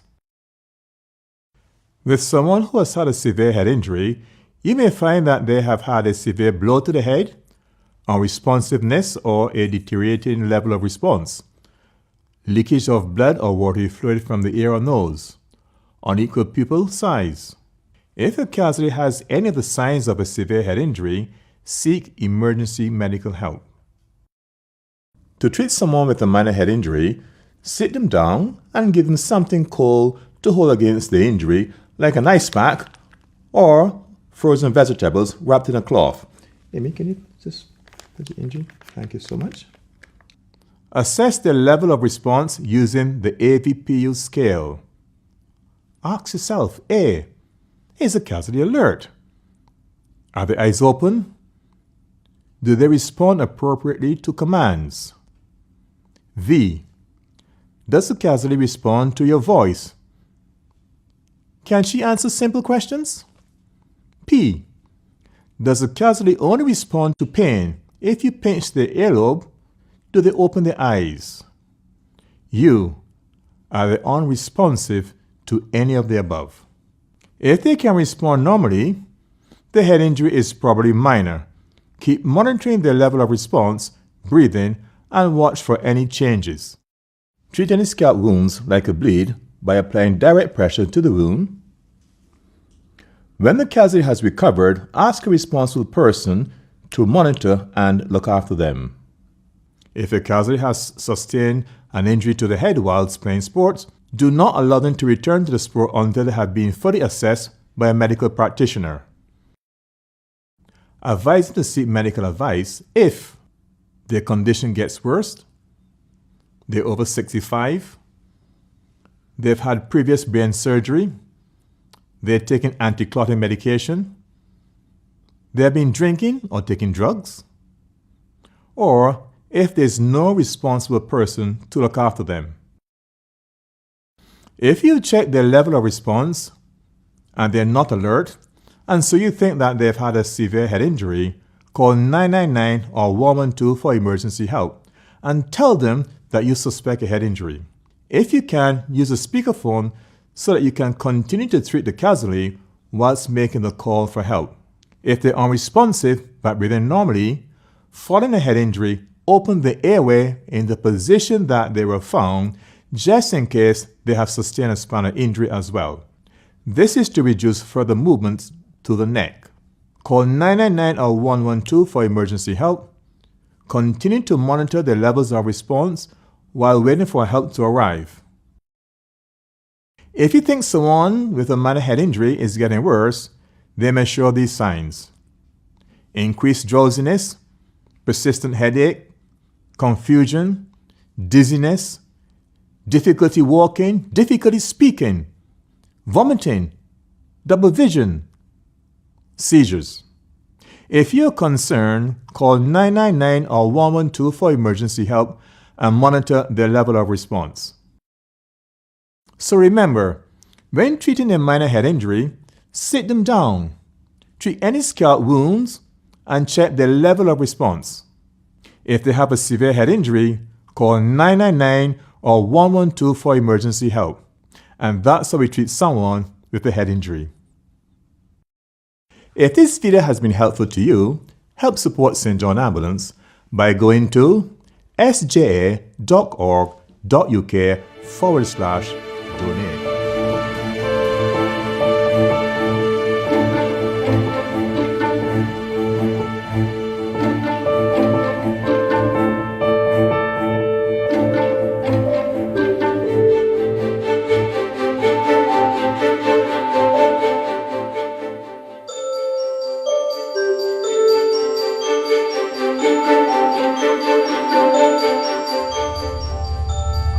Every year, some 3 million major operations are carried out in the UK. Theatre doors are just here.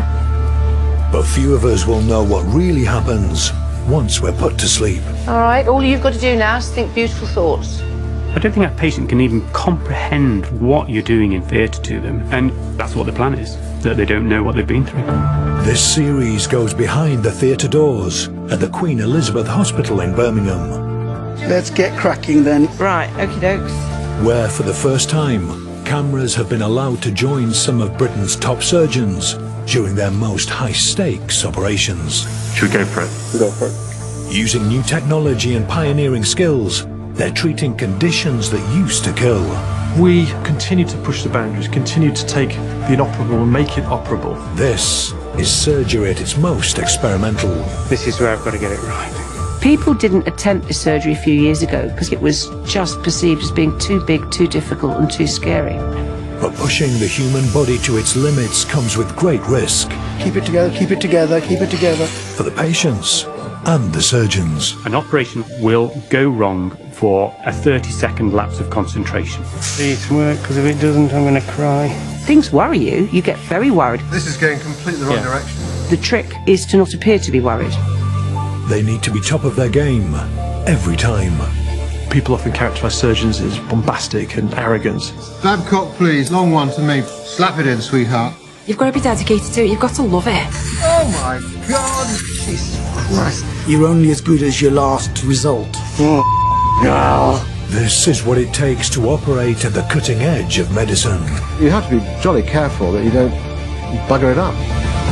It's do or die, really.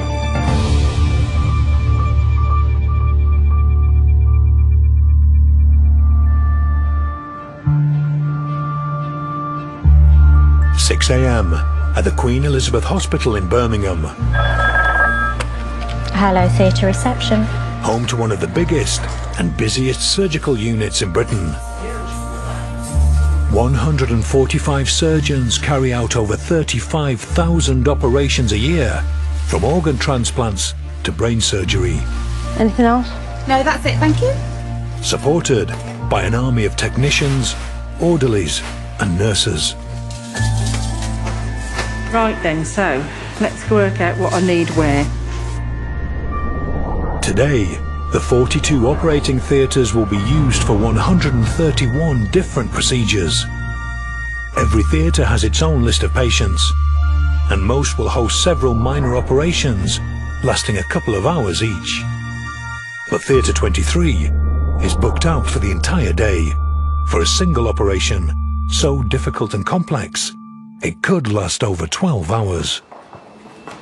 It's going to be a long day today, isn't it? It is. The pressure's on. The procedure needs not one, but two senior surgeons, Sat Palmer and Tim Martin. A feature of these big operations, you talk about a 12-hour operation. Well, it's not just one operation. It's lots of little operations bolted together. The fingers crossed we can finish Well, by 7 we should p.m. finish on time, unless, of course, there's any surprises. Yeah. Problem with these long operations, it's both physically and mentally extremely tiring. How do we cope with it? I'm not really sure, but I think it's because, firstly, we work extremely well as a team. Fantastic. Thank you very much. My relation with Sat Palmer is like man and wife. We just click straight away. Sat and Tim are maxillofacial surgeons, specialising in head and neck cancers and facial reconstruction. In theatre they work side by side, all day long. You can only work simultaneously if you totally trust your surgical colleague, and that's the case with Tim and I. We've been working for 14 years, and I have total faith in what Tim does, and hopefully he has the same with me. Their operations are often the only hope for their patients. Today, that patient is 53-year-old care worker Teresa Dallas. Just 4 weeks ago, a scan revealed Teresa had a fast-growing tumour in her upper jaw. It started with a pain in my face that I thought was an abscess on a tooth. So it was like dentist, doctor, dentist, and then the MRI scan came back showing up this mass in my face, right side face. When they just say that word cancer, it's like, oh my God.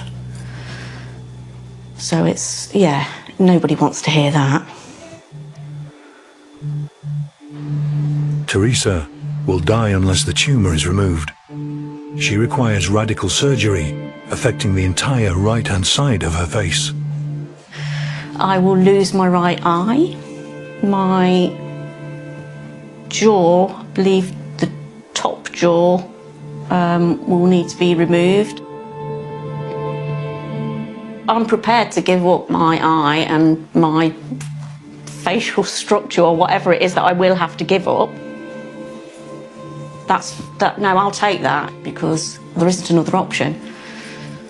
Sit back and die, or just get on with it and make the best of whatever comes out of it, really.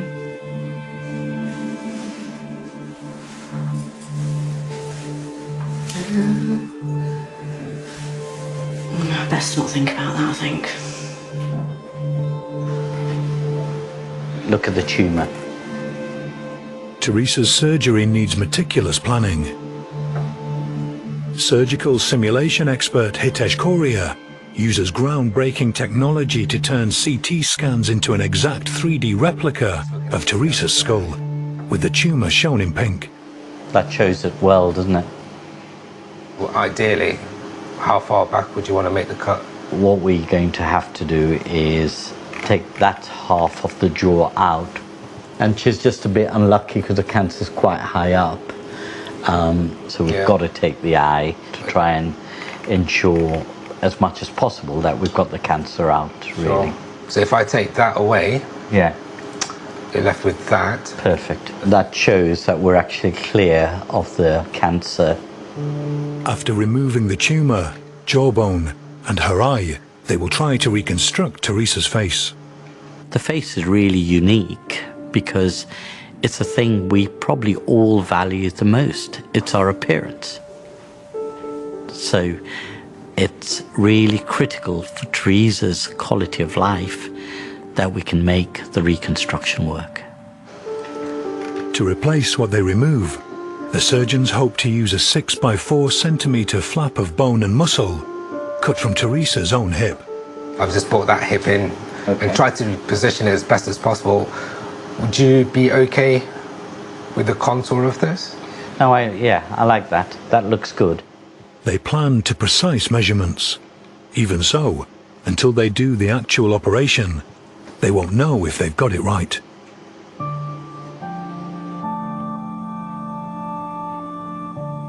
I know my dad, my brother and my mum are worried sick. Since the diagnosis, her family have been hugely supportive, but Teresa is choosing to face surgery on her own. Sometimes it's good to have people with you, but for me, not really what I want. Not at this moment in time, really. I've got a lot to think about. So I'd rather do it in my own little world on my own. There is a significant chance Teresa could die on the operating table. Before going ahead, Sat must make sure she's willing to go through with it, despite the risks. Good morning, Doctor. Hi, Teresa. How are you? Yeah, okay, I'm here. It is big surgery because it will take us till probably about 6 or 7 this evening. You know, because of complications due to bleeding or chest infections, there's a risk you don't make it through the surgery. Anything you want to ask me? I don't think so. Okay. A lot to take through. Having someone's fate in your hands is terrifying. The thing that helps me cope with it is knowing that if we don't offer these patients surgery, we know that the cancer's going to kill them. So in a way, we are their only chance.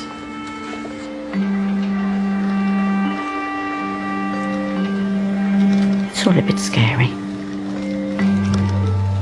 I just want it over with now. I just want to be knocked out, and then I just won't know anything, will I? So.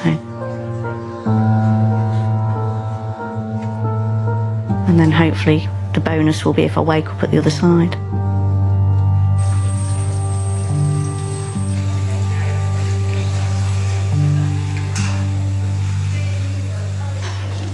So the patient's name? Teresa Dallas. Sat, Tim and the team are ready to begin the operation. Expected duration of the surgery? Be nice to finish by 6:37 p.m. 6:37? Okay, I'll wager that 9 o'clock.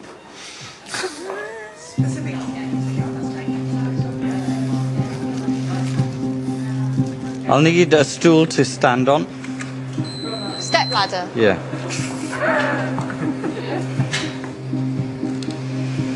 Yeah, I just sat. Thank you. Lovely. With any big, long, complex operation, I always get butterflies before I start. But the moment I get knife to skin, I'm a lot more relaxed. Okay, knife please. Both Sat and Tim know that in procedures like Teresa's, every decision counts. An operation like this will truly go wrong for a 30-second lapse of concentration. And I know that sounds dramatic, but it's true and I've seen it.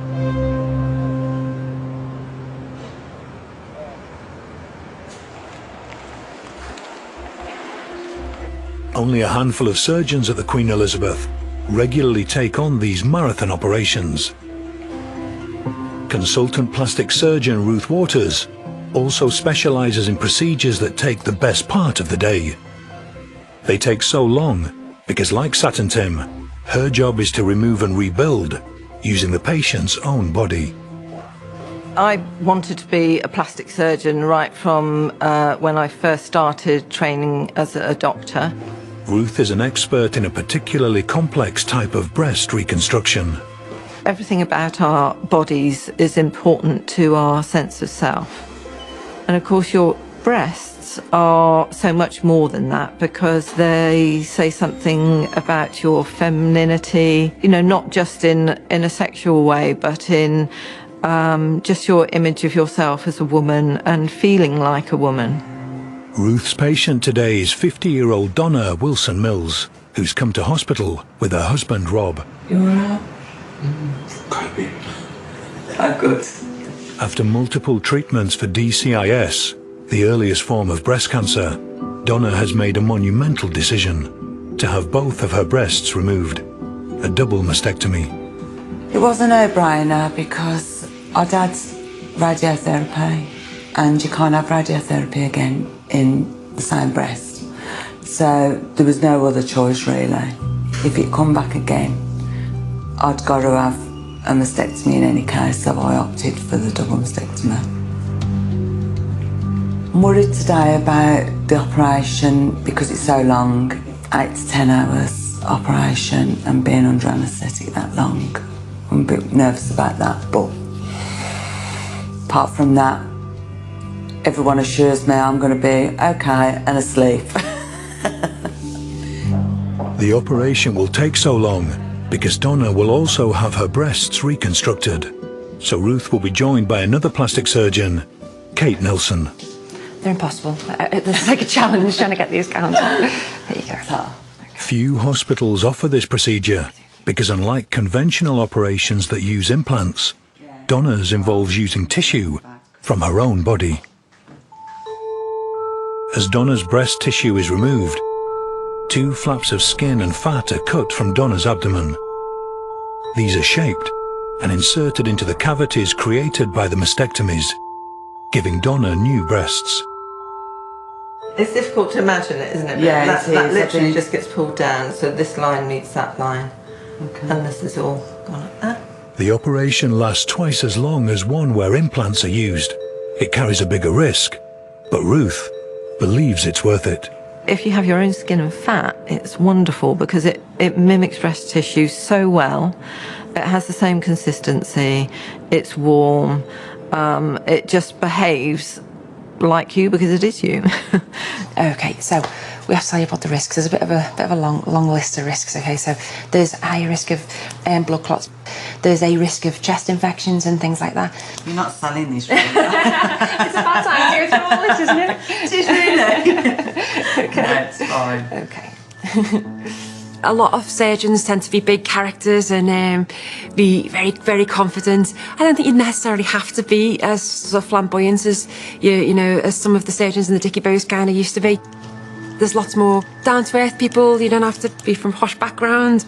It's very important to be kind and compassionate and empathic. I can't imagine even what it's going to look like after. Just taking it as it comes, whatever. Yeah. I look like. You'll look smashing, I'm sure we will. Okay.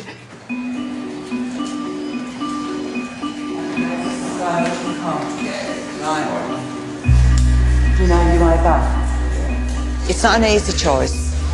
It's really hard. People say, you're making the right choice. Well, I haven't really got a choice. So today we've just got one patient to do. She has chosen to have immediate breast reconstruction. From the surgical point of view, she's got a good scan and nice vessels, so we're happy with all that. Yeah. Okay, thank you. And then ready, steady, slide. Donna's operation in Theatre 8 is so involved it requires 13 medical personnel. For Ruth, every procedure like this is personal. I was diagnosed with breast cancer in 2001. I had to go through that journey of the surgery and the chemotherapy, the radiotherapy. So I do understand what that diagnosis feels like, to be on the receiving end of it and having to make those decisions. And inevitably, that's part of my being a surgeon and how I treat my patients. Okay, let's dance. Whenever we discuss reconstruction with a woman, we have to say it's never 100%. So there will be times when this doesn't work and you may actually not end up with the reconstruction you were after. There's not that many women out there who are actually having to sit down and make that choice. The prospect of having both your breasts removed must be just enormous.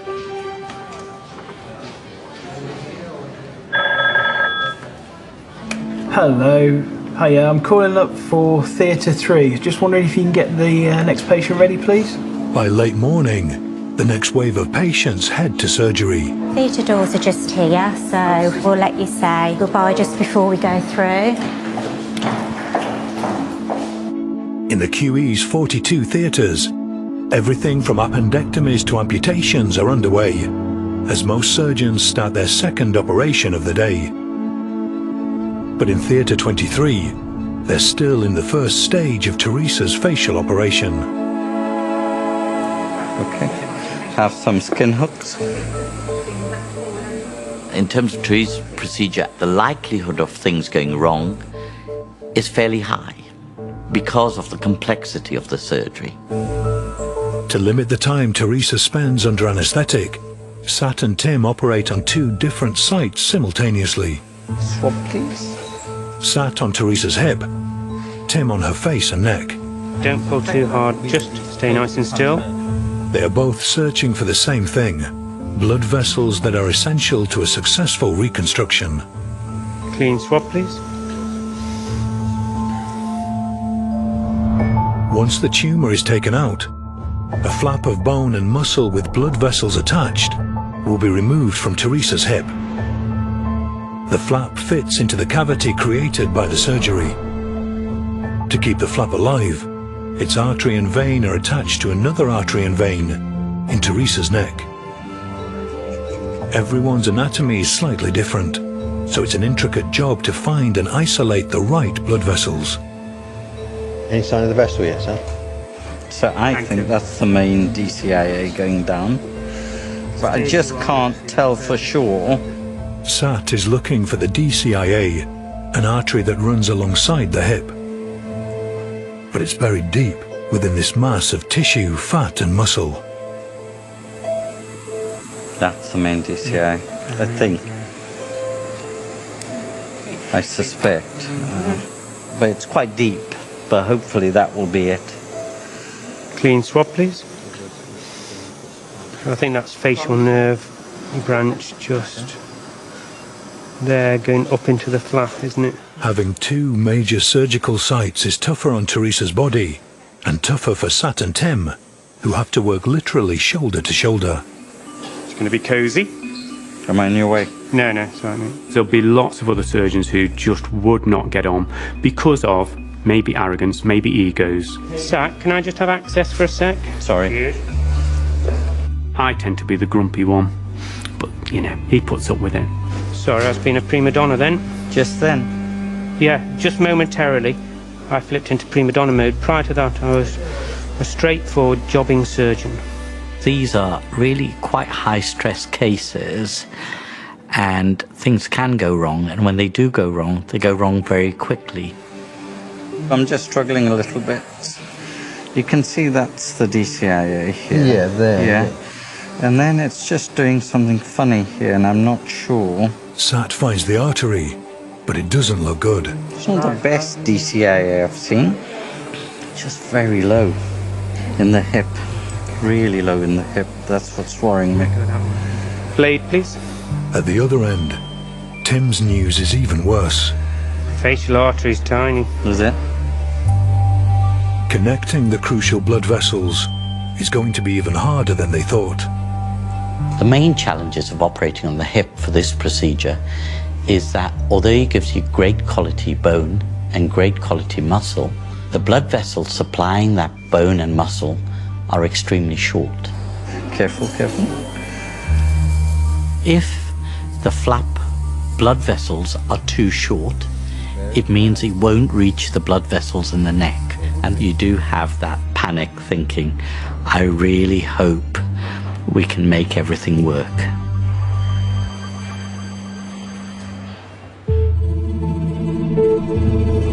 In Donna's double mastectomy and breast reconstruction, plastic surgeon Ruth is on the hunt for Donna's blood vessels.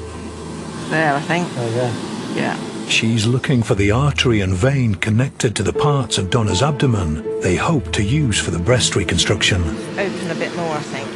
You lift up the skin and fat until you get to this perforating blood vessel. Whoa. Look at that. Lovely. Stonking. Ruth has better luck than Sat and Tim. The blood vessels are a good size. Look there, guys. Kate. Yeah. Look at that. Just look at this. Is that the best perforator you've ever seen? Oh my word, that's lovely, isn't that beautiful? Yeah. Right, okay, I better not mess it up now. Once the mastectomies are performed, these blood vessels will be crucial to giving Donna natural breasts. The surgeons will try and connect the stomach flaps to blood vessels in Donna's armpits. Only then can the flaps be tucked under the skin, into the cavities, to rebuild Donna's breasts.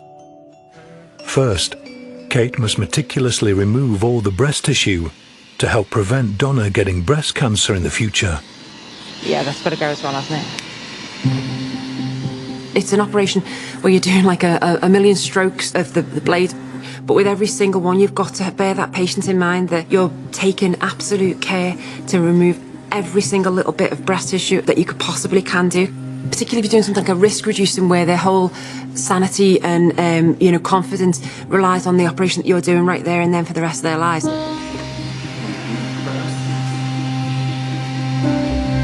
Donna's left breast is entirely removed. Yeah, so there should be a form for the left. You just need to weigh in first, if that's okay. It's weighed to determine how much fat will be needed from Donna's tummy to replace it. What was it? 909. A woman making the choice to have a double mastectomy could say, well, just take it away, that's fine, that's job done. But I think it's a so much easier decision to make if somebody can say to you, yeah, we can do that, but we can also make you look and feel like a woman looks and feels. For the reconstruction to meet that high standard, Kate must take great care of the skin around the site of the mastectomies. One of the reasons why we like to do the reconstruction at the same time as doing the mastectomy is that at that point you're able to keep the patient's own natural skin. You can keep the natural skin envelope with all the boundaries of that and the natural droop of the breast, which forms an envelope so that we then simply need to then put a filling inside that to give a natural shaped breast. The filling will be the flaps of fat being cut from Donna's tummy. How's it going? Fine, it's all pretty much done. Right, so hopefully I'll just come through now. There's the flap with the little blood vessel. At the other end of the table, the first flap is taken to be weighed to ensure there's enough to replace the breast tissue. 1, 2, 3, 1. The flap is now ready to be plumbed in by trying to attach the blood vessels to those at the mastectomy site. Can we have the flap, please? Now, it's a race against time. Getting the vessels reconnected quickly is important. When we clip the vessels and take it off, so that's called flap off time. You have to be efficient in that time because all the time that the flap's off, it's not got any blood supply. It's like it's holding its breath, really. So we need to get it connected as quickly as we can.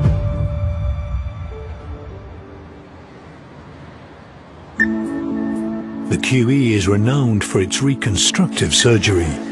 Some of the most pioneering work is happening in the Burns Centre. Professor Stephen Jeffrey is one of their leading surgeons. Burns obviously been around ever since mankind developed fire. We've been burning ourselves and we've been burning each other. Okay, you can lift this leg up for me. Burns have got devastating consequences. You can be left with horrible, disfiguring scarring. Sometimes the scarring is so bad that they're ashamed to go out. Sorry. Stephen and his colleagues are always looking for new ways to reduce scarring. The ancients used to use lots of different dressings, things that were naturally available. So they would use honey, they would use animal fat. Now, they're trialling a 21st century way of treating burns. But it comes from an unlikely source. So this is the fish skin as it comes. Comes sterile in here. You can use any fish, I think. It just so happens that they fish a lot of cod in Iceland and they used to throw away a lot of fish skin. And someone has discovered that it actually makes a very nice dressing to prevent pain and also reduce the scarring. The patients are surprised initially. You'd have to forewarn them that it is going to smell fishy. But I tell them that the fish smell is a good thing. It means that the goodies that's in here haven't been completely processed away. If there's the smell, then there's also going to be the other stuff like omega-3 fatty acids. They're known to be anti-inflammatory. Inflammation means pain and inflammation means scarring. The Burns team are currently trialling the fish skin in skin graft operations. So this is the fish skin. It might be the right size. Oh, perfect. Look at that. Almost as if you designed that. They hope to prove it reduces scarring significantly. If you don't push the boundaries, you'll get at the same results. If you want to get better than that and reduce scarring, you have to innovate and you have to try new techniques. Very good. Thank you all.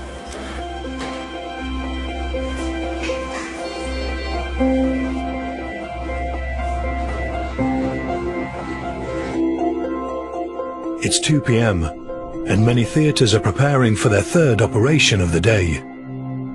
That's not the case in Theatre 23, where Sat and Tim are preparing to remove the tumour from Teresa's face and harvest bone and muscle from her hip for the reconstruction. Okay, if I can use the drill before Tim, and then I'll use the saw. I am going to use the saw in about the next 15 minutes, 10 minutes. They've been operating for over 3 hours. Go backache. Do you want to massage that? Who's on massage duty? So, okay, can I have that cutting guide, please? And the screws.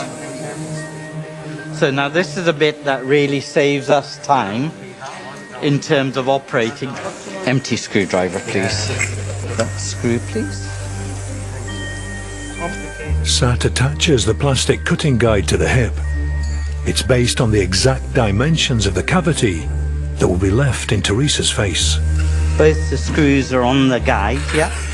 It allows him to cut not just the right size, but importantly, the right shape. Okay. Saw, please.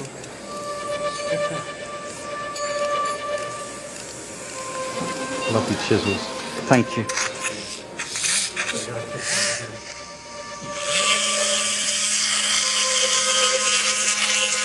The cutting guides are so beneficial because now we can really reconstruct the defects in a totally predictable and accurate manner. Just hold that. I don't know why I stopped. No.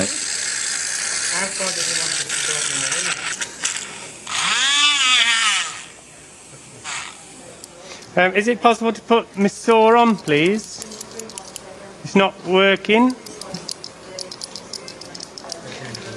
My saw's not working. Oh, no it is. My mistake, sorry. No, it was me.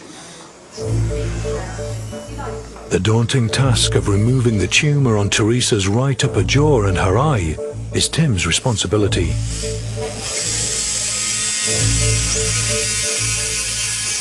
Whenever you're taking out cancer, you're trying to do it en bloc. If you start taking it out piecemeal, you leave bits behind, it all gets very messy. So you'll feel a hard cancer and you cut around it, aiming for a centimetre all the way around it. Mallet, please. They use a chisel and mallet to complete cuts in the bone. Yeah. Okay. At the end of the day, I would say that a surgeon is a technician or a tradesman when it comes to the theatre. Yeah. I'm a carpenter because I cut bone. I am a plumber. Good stuff at the back there. I, maybe a bit of an artist because I do the soft tissue. Chisel, please. Thank you. But you're cutting up people's faces, you're doing incisions on the face. And so you've got to be kind of confident about where you're going and what your outcome's going to be. The hip flap is carved and ready for transplant.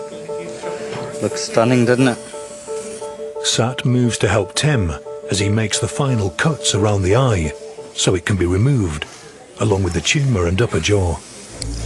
This is where I've got to get it right. So when you're just a short way away from the brain, you've got to be a little bit more careful. Taking the eye out is really quite a tense moment because there's a direct communication between the eye socket into the brain, and this may result in a lot of bleeding at the time. When you get a bleed from that, this bleed just kind of relentlessly fills the wound. Same with the bottom end here, thank you. But you've just got to get on. You can't afford to dilly-dally. You've got to make a decision and you've got to go for it, because if you don't, until it's out, blood's welling up and you can't control the bleeding. Stay as you are. Don't pull. No, stay as you are. And it always looks messy. Superficially, it looks as though you're tearing it out with your bare fingers. Which realistically you probably are actually, but in a measured way. Good clean. Specimen, sorry. There. Put that on one side, I think. Teresa's upper jaw and her right eye have been successfully removed. A huge but necessary sacrifice for Teresa. I don't think clearance-wise we could improve on that. Okay. Right. It's 3 p.m. and the operation has been running for 4 hours. But now Sat and Tim have to do what's possibly the most complicated part of the procedure. We always have this period where the cancers come out, and you feel great that we've achieved one of our main objectives. But then suddenly you remember that now you've got to reconstruct this patient, put them back to normal. We'll need a cocker in a second. Thank you. You reach this point where you've removed it and you've got a big hole and you've got to fill it. And sometimes you do look at the hole and, you do think, flipping heck. If you don't get this reconstructed, the impact on the patient will be a fundamental disaster.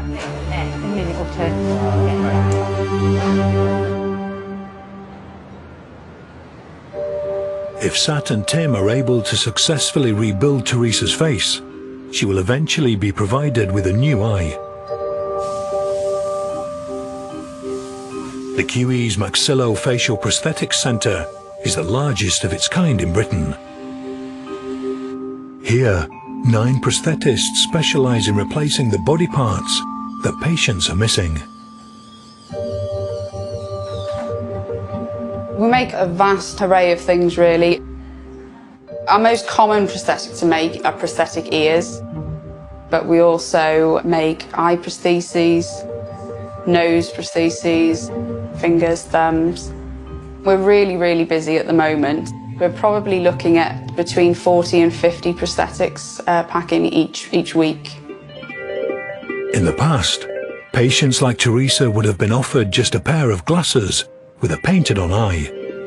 But Kelly Morris creates individually tailored silicone prosthetics. You have the magnets themselves in the back of the prosthesis. The magnets attach to metal pegs implanted in the patient's eye socket during their surgery. What's good about magnets is that it's so easy, they tend to just pull into the correct location each time. You don't see the junction between the prosthesis and the patient's natural tissues. Kelly colours the glass eyeball by hand using oil paints, painstakingly copying each patient's photo to get a perfect match. Most people don't realise that so many colours make up the eye itself. They usually can't understand why it takes so long, and you think, well, because you've got to paint up all these tiny little striations in the eye. But then they're usually pretty bowled over when they see it and they see what a close match it actually is. The finished eye will be fitted to a silicone mould taken from the patient's own face and matched precisely with their skin tone. It will be attached several months after the operation, when the facial reconstruction has had time to heal. Once it's fitted, I think that people are generally quite overwhelmed. Usually they're in tears and they can't believe it. That's the really rewarding part of what we do, is seeing that transformation in people, giving them their lives back, basically. Just allows them to go out and be who they are as before. Getting the patient's body back to its original state is the aim of all the reconstruction surgery at the QE, like in Theatre 8, where Donna is having her breasts reconstructed. Right, yeah, let's go for it like that.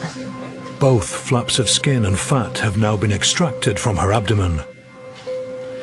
Now this is the artery which we're preparing. So Ruth and surgeon Rob Warner face the difficult task of connecting the blood vessels in the flaps to the ones in Donna's armpits.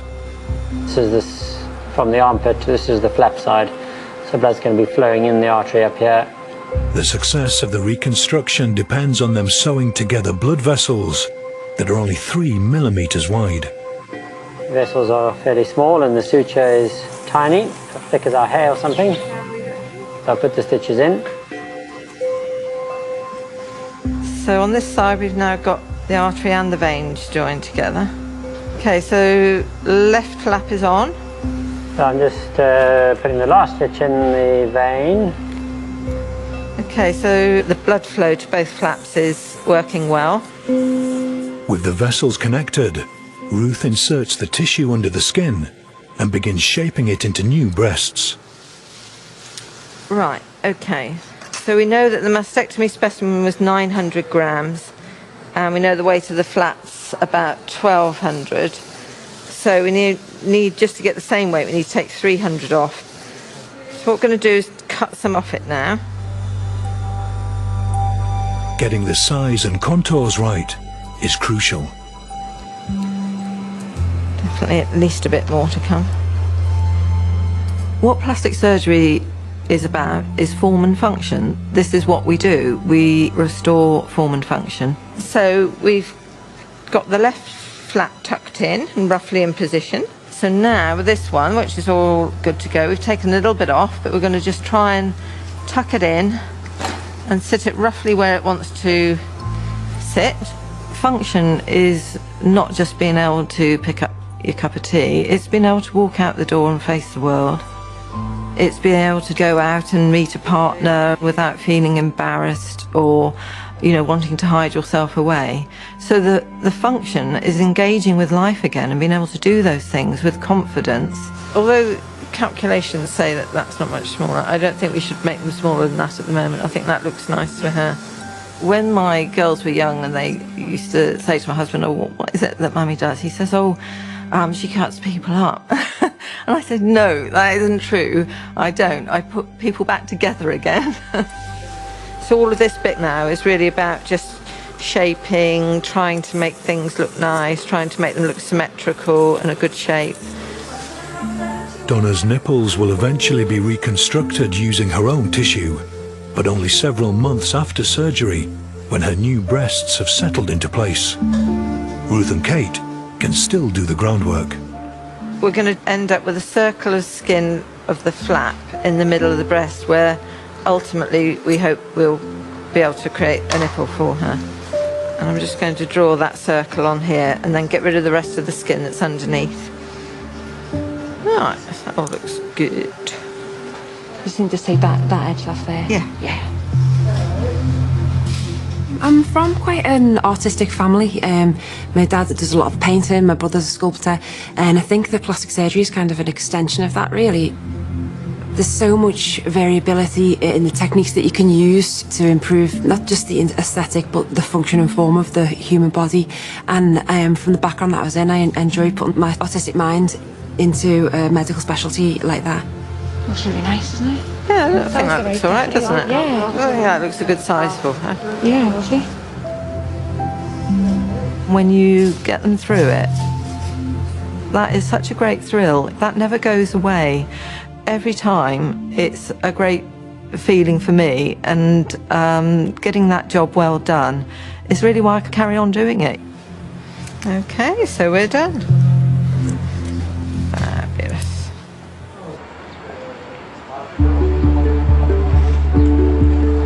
It's 4:30 in the afternoon. The last trays from the sterile instrument store are being dispatched to theatres for the final procedures of the day.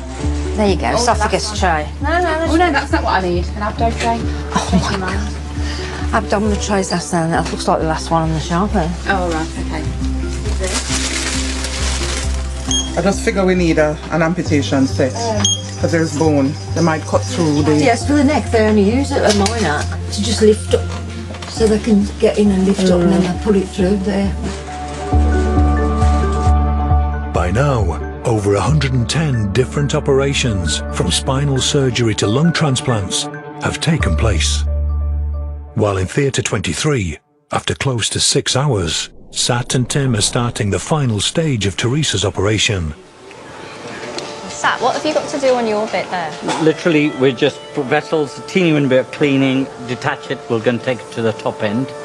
They're ready to try and rebuild her face with the flap from her hip. At the moment, she's got this big hole. So the sole purpose of that flap is it'll create a new jawbone and roof of the mouth, so she won't have a hole here. The problem with these facial reconstructions is that quite often it can be right at the end that things start to go wrong. And we know that if we get it wrong, this will have lifelong ramifications. The last thing you ever want is a patient who's cured of cancer, but wishing they'd never gone through the treatment because they can't live with their final result.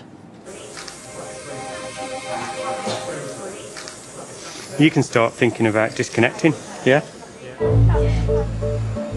Sat detaches the flap from its blood supply at the hip. Okay, I'm going to lift this muscle off. When you've detached the flap, it's just a lump of meat. It doesn't have a blood supply until you plumb it in at the top end. Okay. Could someone do the light for us? Like in Donna's op, once the flap is moved, it needs to be connected to blood vessels. If that doesn't work, the reconstruction will fail. Sucker on, please. So that's going to go palatal. Okay, I don't think I dare do any more. No, I agree. Before they work on the blood vessels, the flap needs to be fixed in place with a metal plate and screws. Okay. Have you got a drill bit? That looks good there. Yeah, yeah, perfect. That looks bang on, really. Yeah. We're going to need the table right down. The vessels they need to connect are even smaller and shorter than in Donna's operation. Right at the end of this operation, you're then doing the more delicate microsurgery. And everything's dependent on that, because if that doesn't flow, well, you're in a no-return situation. So here you can see, so that's the facial artery, and we're going to join it up to the DCI. So, you know, and even though we've got all that, you can see we haven't got a lot of room to play with. It's not much, is it? You rotate it other way. That's lovely, thanks, Sat. These blood vessels are quite small. They've often had a bit of a battering. By the time you're starting to plumb it in, they've been pushed and pulled and stretched. There's a bit funny, something going on there. Oh, there's a hole. Oh, fuck. They've discovered a hole in the side of the artery in Teresa's neck. Is that a hole, Tim? Yeah. Oh, bugger. If the damaged vessel is connected, it will leak catastrophically. Do you want to put a clamp on that in case it shoots up? I'll grab hold of it here. To salvage the artery, Tim needs to carefully cut off the section where the hole is. May I have, please, these straight micro scissors, please? Okay, you don't have a lot to play with, Tim. I know. This is the thing about microvascular surgery. We do these 12-hour operations, and these vessels are delicate, and literally at any point, one simple mistake can jeopardize the whole operation. I'm just going to go for it, Sat.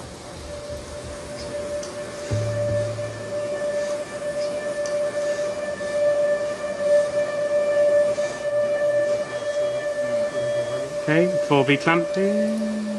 The defect is removed. Only now, the short blood vessel is even shorter. When you're a bit short, it sort of adds to the tension if it doesn't reach. It's going to be fucking tight. The two vessels Tim has to stitch together are very fragile and only 1 to 2 millimeters in diameter, as small as a pinhead. Now, if you just hold those together, Sat, I will cut. Can you hold them together? Yeah, both of them. This is a bugger of a lie, isn't it? Can we get some different curved micros? I'm quite renowned in theatre for getting tetchy when things just aren't going quite to plan. Just to let you know, this is quite a tricky little bastard one, because it's short. Lovely. If you could stay like that. I'd pull a bit more on that one. No, don't move. Sorry. Don't move, everyone. Don't move.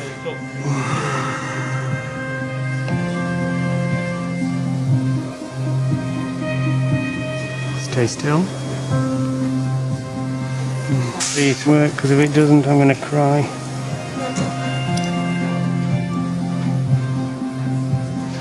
I've not enjoyed that at all.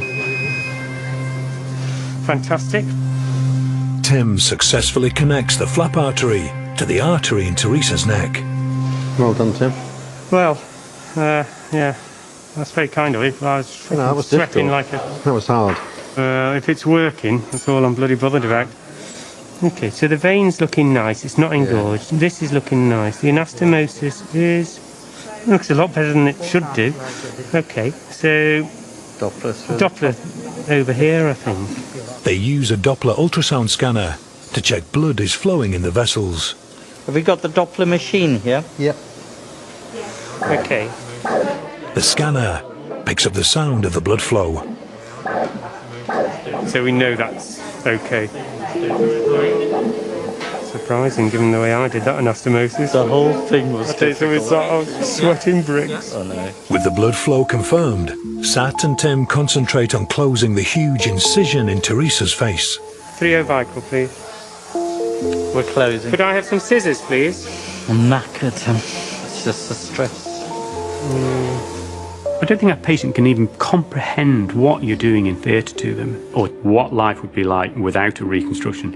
And I suppose they come out of an operation not really knowing what they've been through. She's actually, when you feel, she's got a great prominence. Not overdone at all.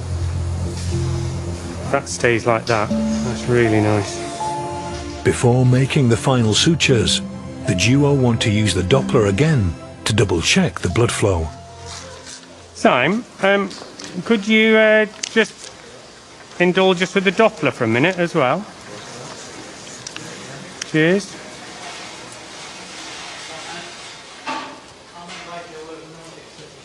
Have we got a signal, Si?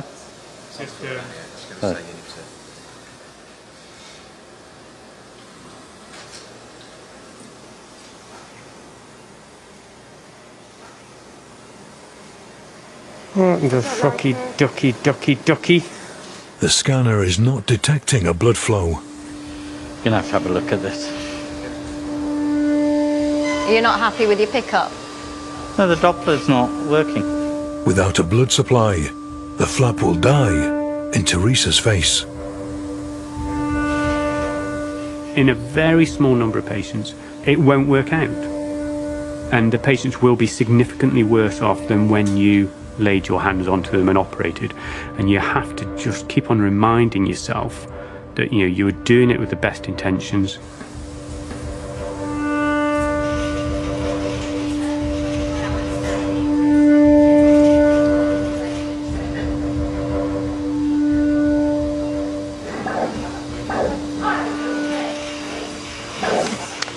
Amazing. Just keeping the nose, keeping the mouth open. Bloody hell. What did they do? Close the mouth? Fuck you now. The unusual position of Teresa's jaw had been temporarily pressing on the blood vessels. It's 7:30 p.m. After 8.5 hours, Teresa's operation is over. After a big operation, you would have thought to yourself, "Man, I'm going to go home, I'm going to go to sleep." You just don't. You just continue kind of buzzing, thinking about it. I can't let go. I will often take my work home. I will sometimes wake up through the night thinking about, you know, what could I have done differently? What will I do, etc. So it does affect me. From a personal point of view, there are two really satisfying aspects. So the technical challenge of doing a major operation and it being a technical success. You're right there, Teresa. But then also you've got the satisfaction of seeing the patient doing well, and hopefully Teresa kind of demonstrates that. Hello there. Just waking up from the operation, okay? Just try and keep nice and still for me.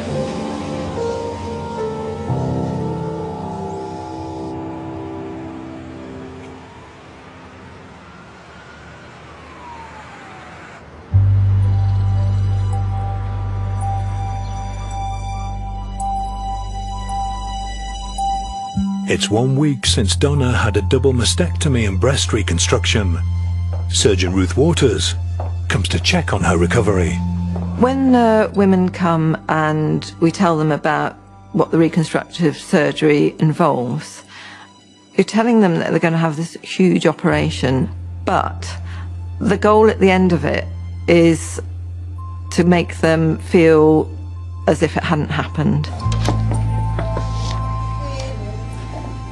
Hi Donna, how are you? All right, yeah. Yeah. Good. So, how are you feeling? Yeah, I'm okay. Had a bit of pain today, But, yeah. It seems to be getting under control again. Okay, excellent. Do you mind if I have a quick look now? No, you carry okay. Okay, so that's looking lovely. A nice size and shape.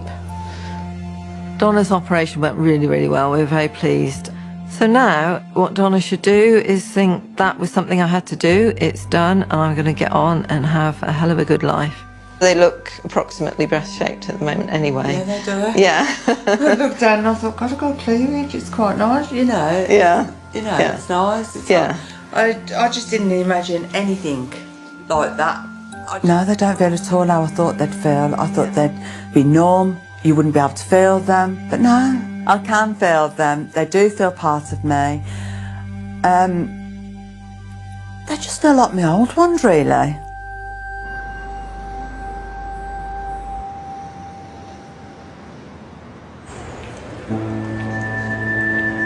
Teresa also returns to the Queen Elizabeth Hospital for a checkup with consultant surgeon Sat Palmer. In the old days, they were able to remove the cancer, but what they were lacking was the ability to reconstruct the face or the mouth. Patients often had open wounds in their face. Many of these patients would never then venture out again.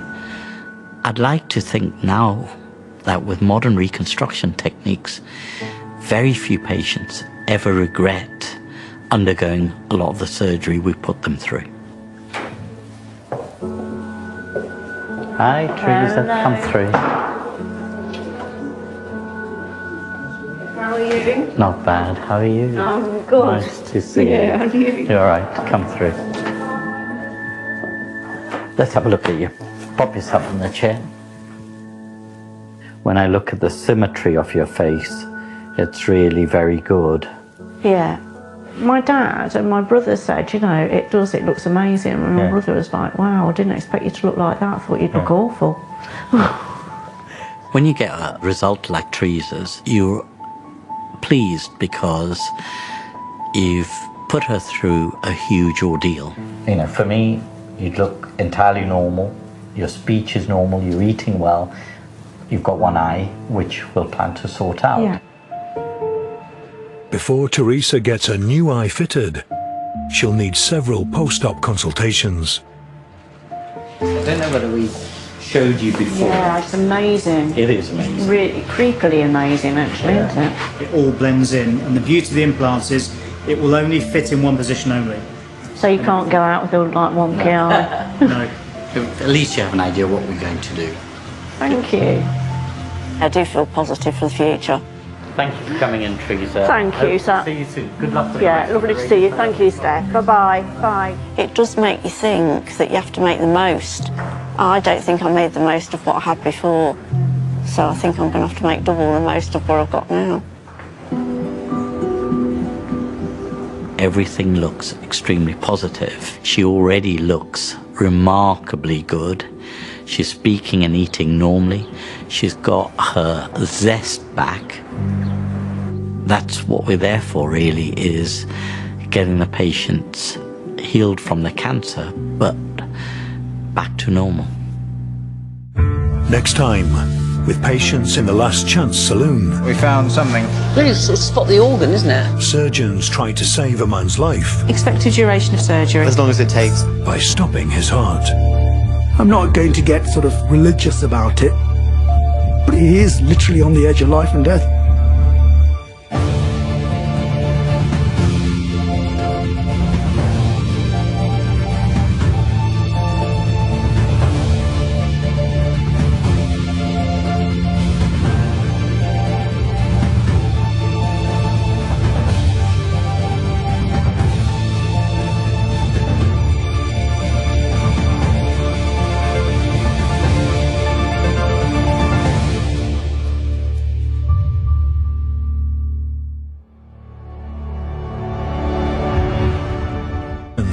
Lasting a couple of hours each.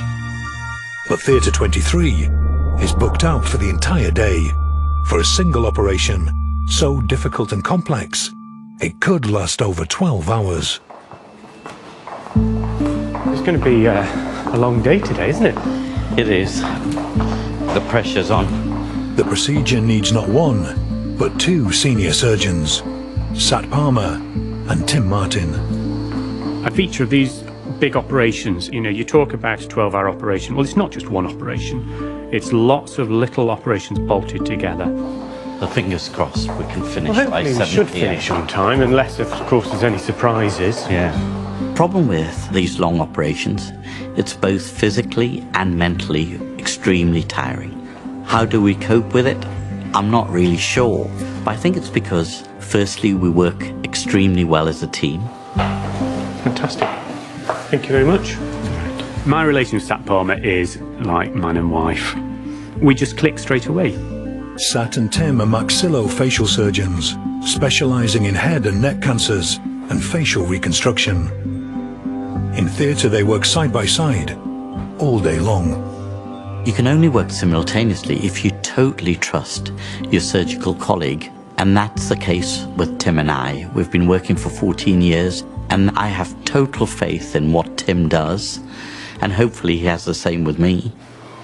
Their operations are often the only hope for their patients.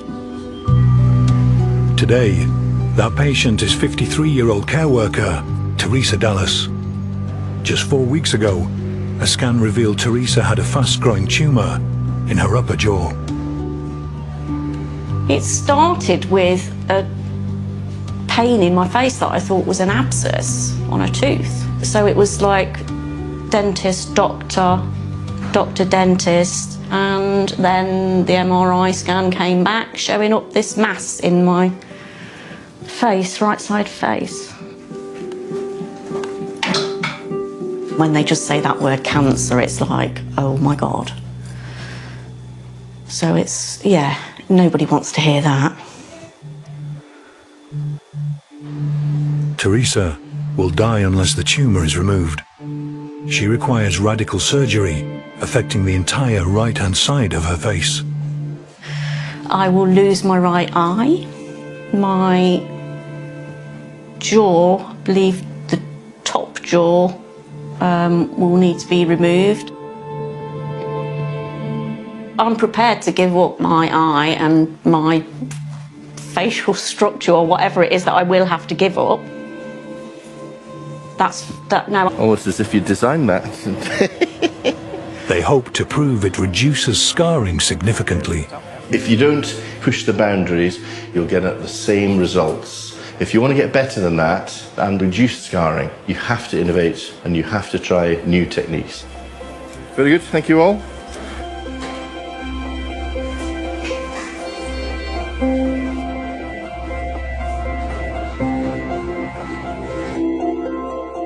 It's 2 p.m, and many theatres are preparing for their third operation of the day. That's not the case in Theatre 23, where Sat and Tim are preparing to remove the tumour from Teresa's face and harvest bone and muscle from her hip for the reconstruction. Okay, if I can use the drill before Tim, and then I'll use the saw. I am going to use the saw in about the next 15 minutes, 10 minutes. They've been operating for over 3 hours. Go backache. So we're going to massage that. Who's on massage duty? So, okay, can I have that cutting guide, please? And the screws. So now this is a bit that really saves us time in terms of operating. Empty screwdriver, please. That screw, please. Sat attaches the plastic cutting guide to the hip. It's based on the exact dimensions of the cavity that will be left in Teresa's face. Both the screws are on the guide, yeah. It allows him to cut not just the right size, but importantly, the right shape. Okay. Saw, please.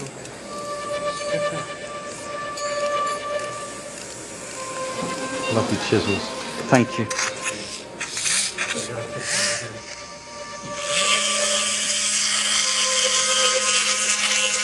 The cutting guides are so beneficial because now we can really reconstruct the defects in a totally predictable and accurate manner. Just hold that. I don't know why I stopped. No.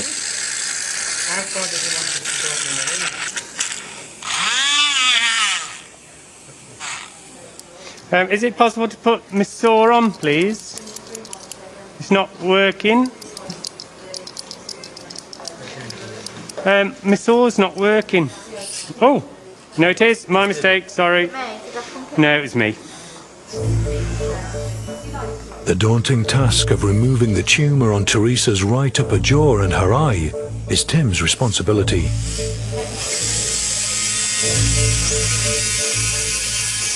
Whenever you're taking out cancer, you're trying to do it en bloc. If you start... We needed from Donna's tummy to replace it. What was it? 909. A woman making the choice to have a double mastectomy could say, well, you know, just take it away, that's fine, that's job done.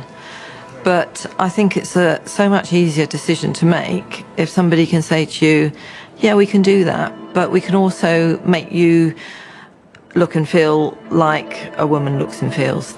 For the reconstruction to meet that high standard, Kate must take great care of the skin around the site of the mastectomies.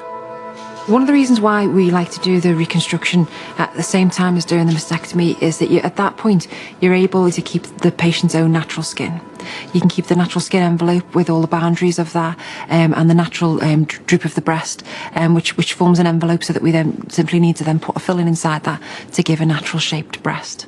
The filling will be the flaps of fat being cut from Donna's tummy. How's it going? Good. Fine, it's all pretty much done.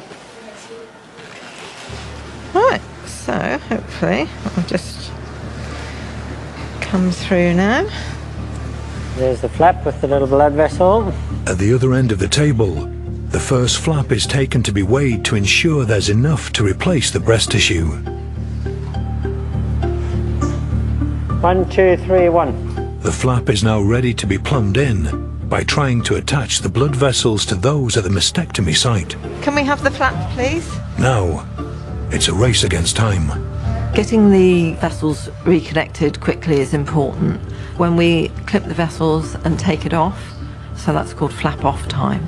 You have to be efficient in that time because all the time that the flap's off, it's not got any blood supply. It's like it's holding its breath, really.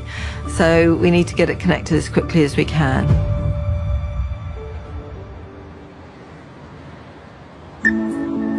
The QE is renowned for its reconstructive surgery. Some of the most pioneering work is happening in the Burns Centre. Professor Stephen Jeffrey is one of their leading surgeons. Burns obviously been around ever since mankind developed fire. We've been burning ourselves and we've been burning each other. Okay, if you can lift this leg up for me. Burns have got devastating consequences. You can be left with horrible, disfiguring scarring. Sometimes the scarring is so bad that they're ashamed to go out. Sorry. Stephen and his colleagues are always looking for new ways to reduce scarring. The ancients used to use lots of different dressings, things that were naturally available. So they would use honey, they would use animal fat. Now, they're trialling a 21st century way of treating burns. You mean for a centimetre all the way around it? Mallet, please. They use a chisel and mallet to complete cuts in the bone. Yeah. Okay. At the end of the day, I would say that a surgeon is a technician or a tradesman when it comes to the theatre. Yeah. I'm a carpenter because I cut bone. I am a plumber. Good stuff at the back there. I, maybe a bit of an artist because I do the soft tissue. Chisel, please. Thank you. But you're cutting up people's faces, you're doing incisions on the face. And so you've got to be kind of confident about where you're going and what your outcome's going to be. The hip flap is carved and ready for transplant. Looks stunning, doesn't it? Sat moves to help Tim as he makes the final cuts around the eye so it can be removed, along with the tumour and upper jaw. This is where I've got to get it right. So when you're just a short way away from the brain, you've got to be a little bit more careful. Taking the eye out is really quite a tense moment because there's a direct communication between the eye socket into the brain, and this may result in a lot of bleeding at the time. When you get a bleed from that, this bleed just kind of relentlessly fills the wound. Same in the bottom end here, thank you. But you've just got to get on. You can't afford to dilly-dally. You've got to make a decision and you've got to go for it, because if you don't, until it's out, blood's welling up and you can't control the bleeding. Stay as you are. Don't pull. No, stay as you are. And it always looks messy. Superficially, it looks as though you're tearing it out with your bare fingers. Which realistically you probably are actually, but in a measured way. Good clean. Specimen. Sorry. There. Put that on one side, I think. Teresa's upper jaw and her right eye have been successfully removed. A huge but necessary sacrifice for Teresa. I don't think clearance-wise we could improve on that. Okay. Right. It's 3 p.m. and the operation has been running for 4 hours. But now Sat and Tim have to do what's possibly the most complicated part of the procedure. We always have this period where the cancers come out, and you feel great that we've achieved one of our main objectives. But then suddenly you remember. Once the tumour is taken out, a flap of bone and muscle with blood vessels attached will be removed from Teresa's hip. The flap fits into the cavity created by the surgery. To keep the flap alive, its artery and vein are attached to another artery and vein in Teresa's neck. Everyone's anatomy is slightly different, so it's an intricate job to find and isolate the right blood vessels. Any sign of the vessel yet, sir? So I think that's the main DCIA going down, but I just can't tell for sure. Sat is looking for the DCIA, an artery that runs alongside the hip. But it's buried deep within this mass of tissue, fat and muscle. That's the main DCI, I think. I suspect. But it's quite deep, but hopefully that will be it. Clean swab, please. I think that's facial nerve branch just there going up into the flap, isn't it? Having 2 major surgical sites is tougher on Teresa's body and tougher for Sat and Tim, who have to work literally shoulder to shoulder. It's going to be cosy. Am I in your way? No, sorry mate. There'll be lots of other surgeons who just would not get on because of maybe arrogance, maybe egos. Sat, can I just have access for a sec? Sorry. Cheers. I tend to be the grumpy one, but, you know, he puts up with it. Sorry, I was being a prima donna then. Just then? Yeah, just momentarily. I flipped into prima donna mode. Prior to that, I was a straightforward jobbing surgeon. These are really quite high-stress cases, and things can go wrong, and when they do go wrong, they go wrong very quickly. I'm just struggling a little bit. You can see that's the DCIA here. Yeah, there. Yeah. And then it's just doing something funny here, and I'm not sure. Sat finds the artery, but it doesn't look good. It's not the best DCIA I've seen. Just very low in the hip. Really low in the hip. That's what's worrying me. Blade, please. At the other end, Tim's news is even worse. Facial artery's tiny. Is it? Connecting the crucial blood vessels is going to be even harder than they thought. The main challenges of operating on the hip for this procedure is that although it gives you great quality bone and great quality muscle, the blood vessels supplying that bone and muscle are extremely short. Careful, careful.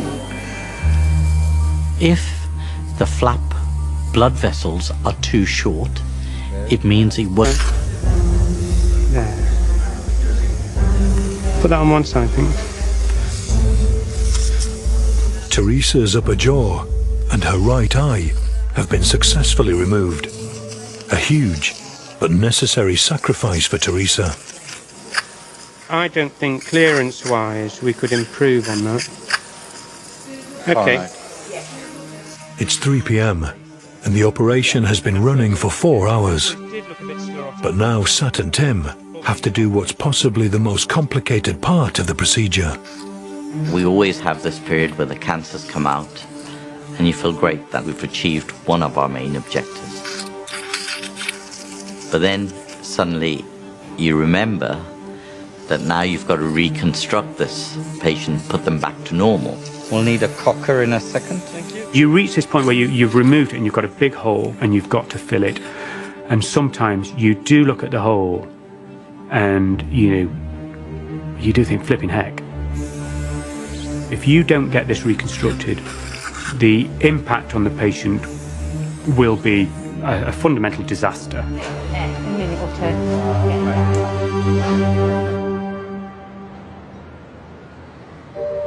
If Sat and Tim are able to successfully rebuild Teresa's face, she will eventually be provided with a new eye.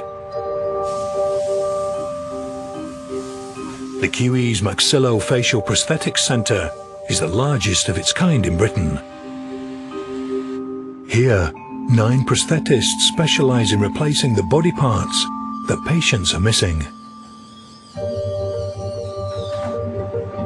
We make a vast array of things, really.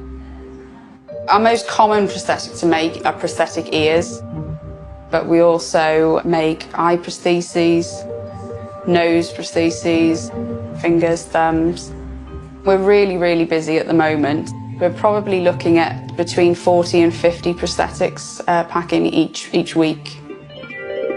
In the past, patients like Teresa would have been offered just a pair of glasses with a painted-on eye.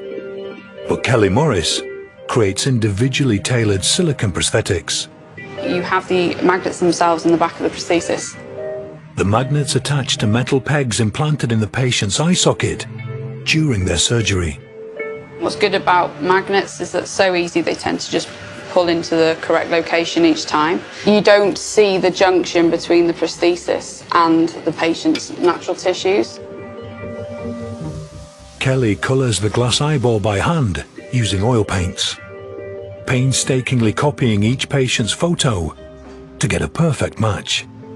Most people don't realise there's so many colours. It was a no-brainer because our dad's radiotherapy, and you can't have radiotherapy again in the same breast. So there was no other choice really. If it come back again, I'd got to have a mastectomy in any case, so I opted for the double mastectomy. I'm worried today about the operation because it's so long, 8 to 10 hours operation, and being under anaesthetic that long. I'm a bit nervous about that, but apart from that, everyone assures me I'm going to be okay and asleep. The operation will take so long because Donna will also have her breasts reconstructed. So Ruth will be joined by another plastic surgeon, Kate Nelson. They're impossible. It's like a challenge trying to get these counts. There you go. Few hospitals offer this procedure because unlike conventional operations that use implants, Donna's involves using tissue from her own body. As Donna's breast tissue is removed, 2 flaps of skin and fat are cut from Donna's abdomen. These are shaped and inserted into the cavities created by the mastectomies, giving Donna new breasts. It's difficult to imagine it, isn't it? Yeah, that literally just gets pulled down, so this line meets that line. Okay. And this is all gone like that. The operation lasts twice as long as one where implants are used. It carries a bigger risk, but Ruth believes it's worth it. If you have your own skin and fat, it's wonderful because it mimics breast tissue so well. It has the same consistency, it's warm, it just behaves like you because it is you. Okay, so we have to tell you about the risks. There's a bit of a long list of risks. Okay, so there's a higher risk of blood clots. There's a risk of chest infections and things like that. You're not selling these right? It's about time to go through all this, isn't it? It is really. Okay. No, it's fine. Okay. A lot of surgeons tend to be big characters and be very, very confident. I don't think you necessarily have to be as sort of flamboyant as you know, as some of the surgeons in the Dickie Bose kind of used to be.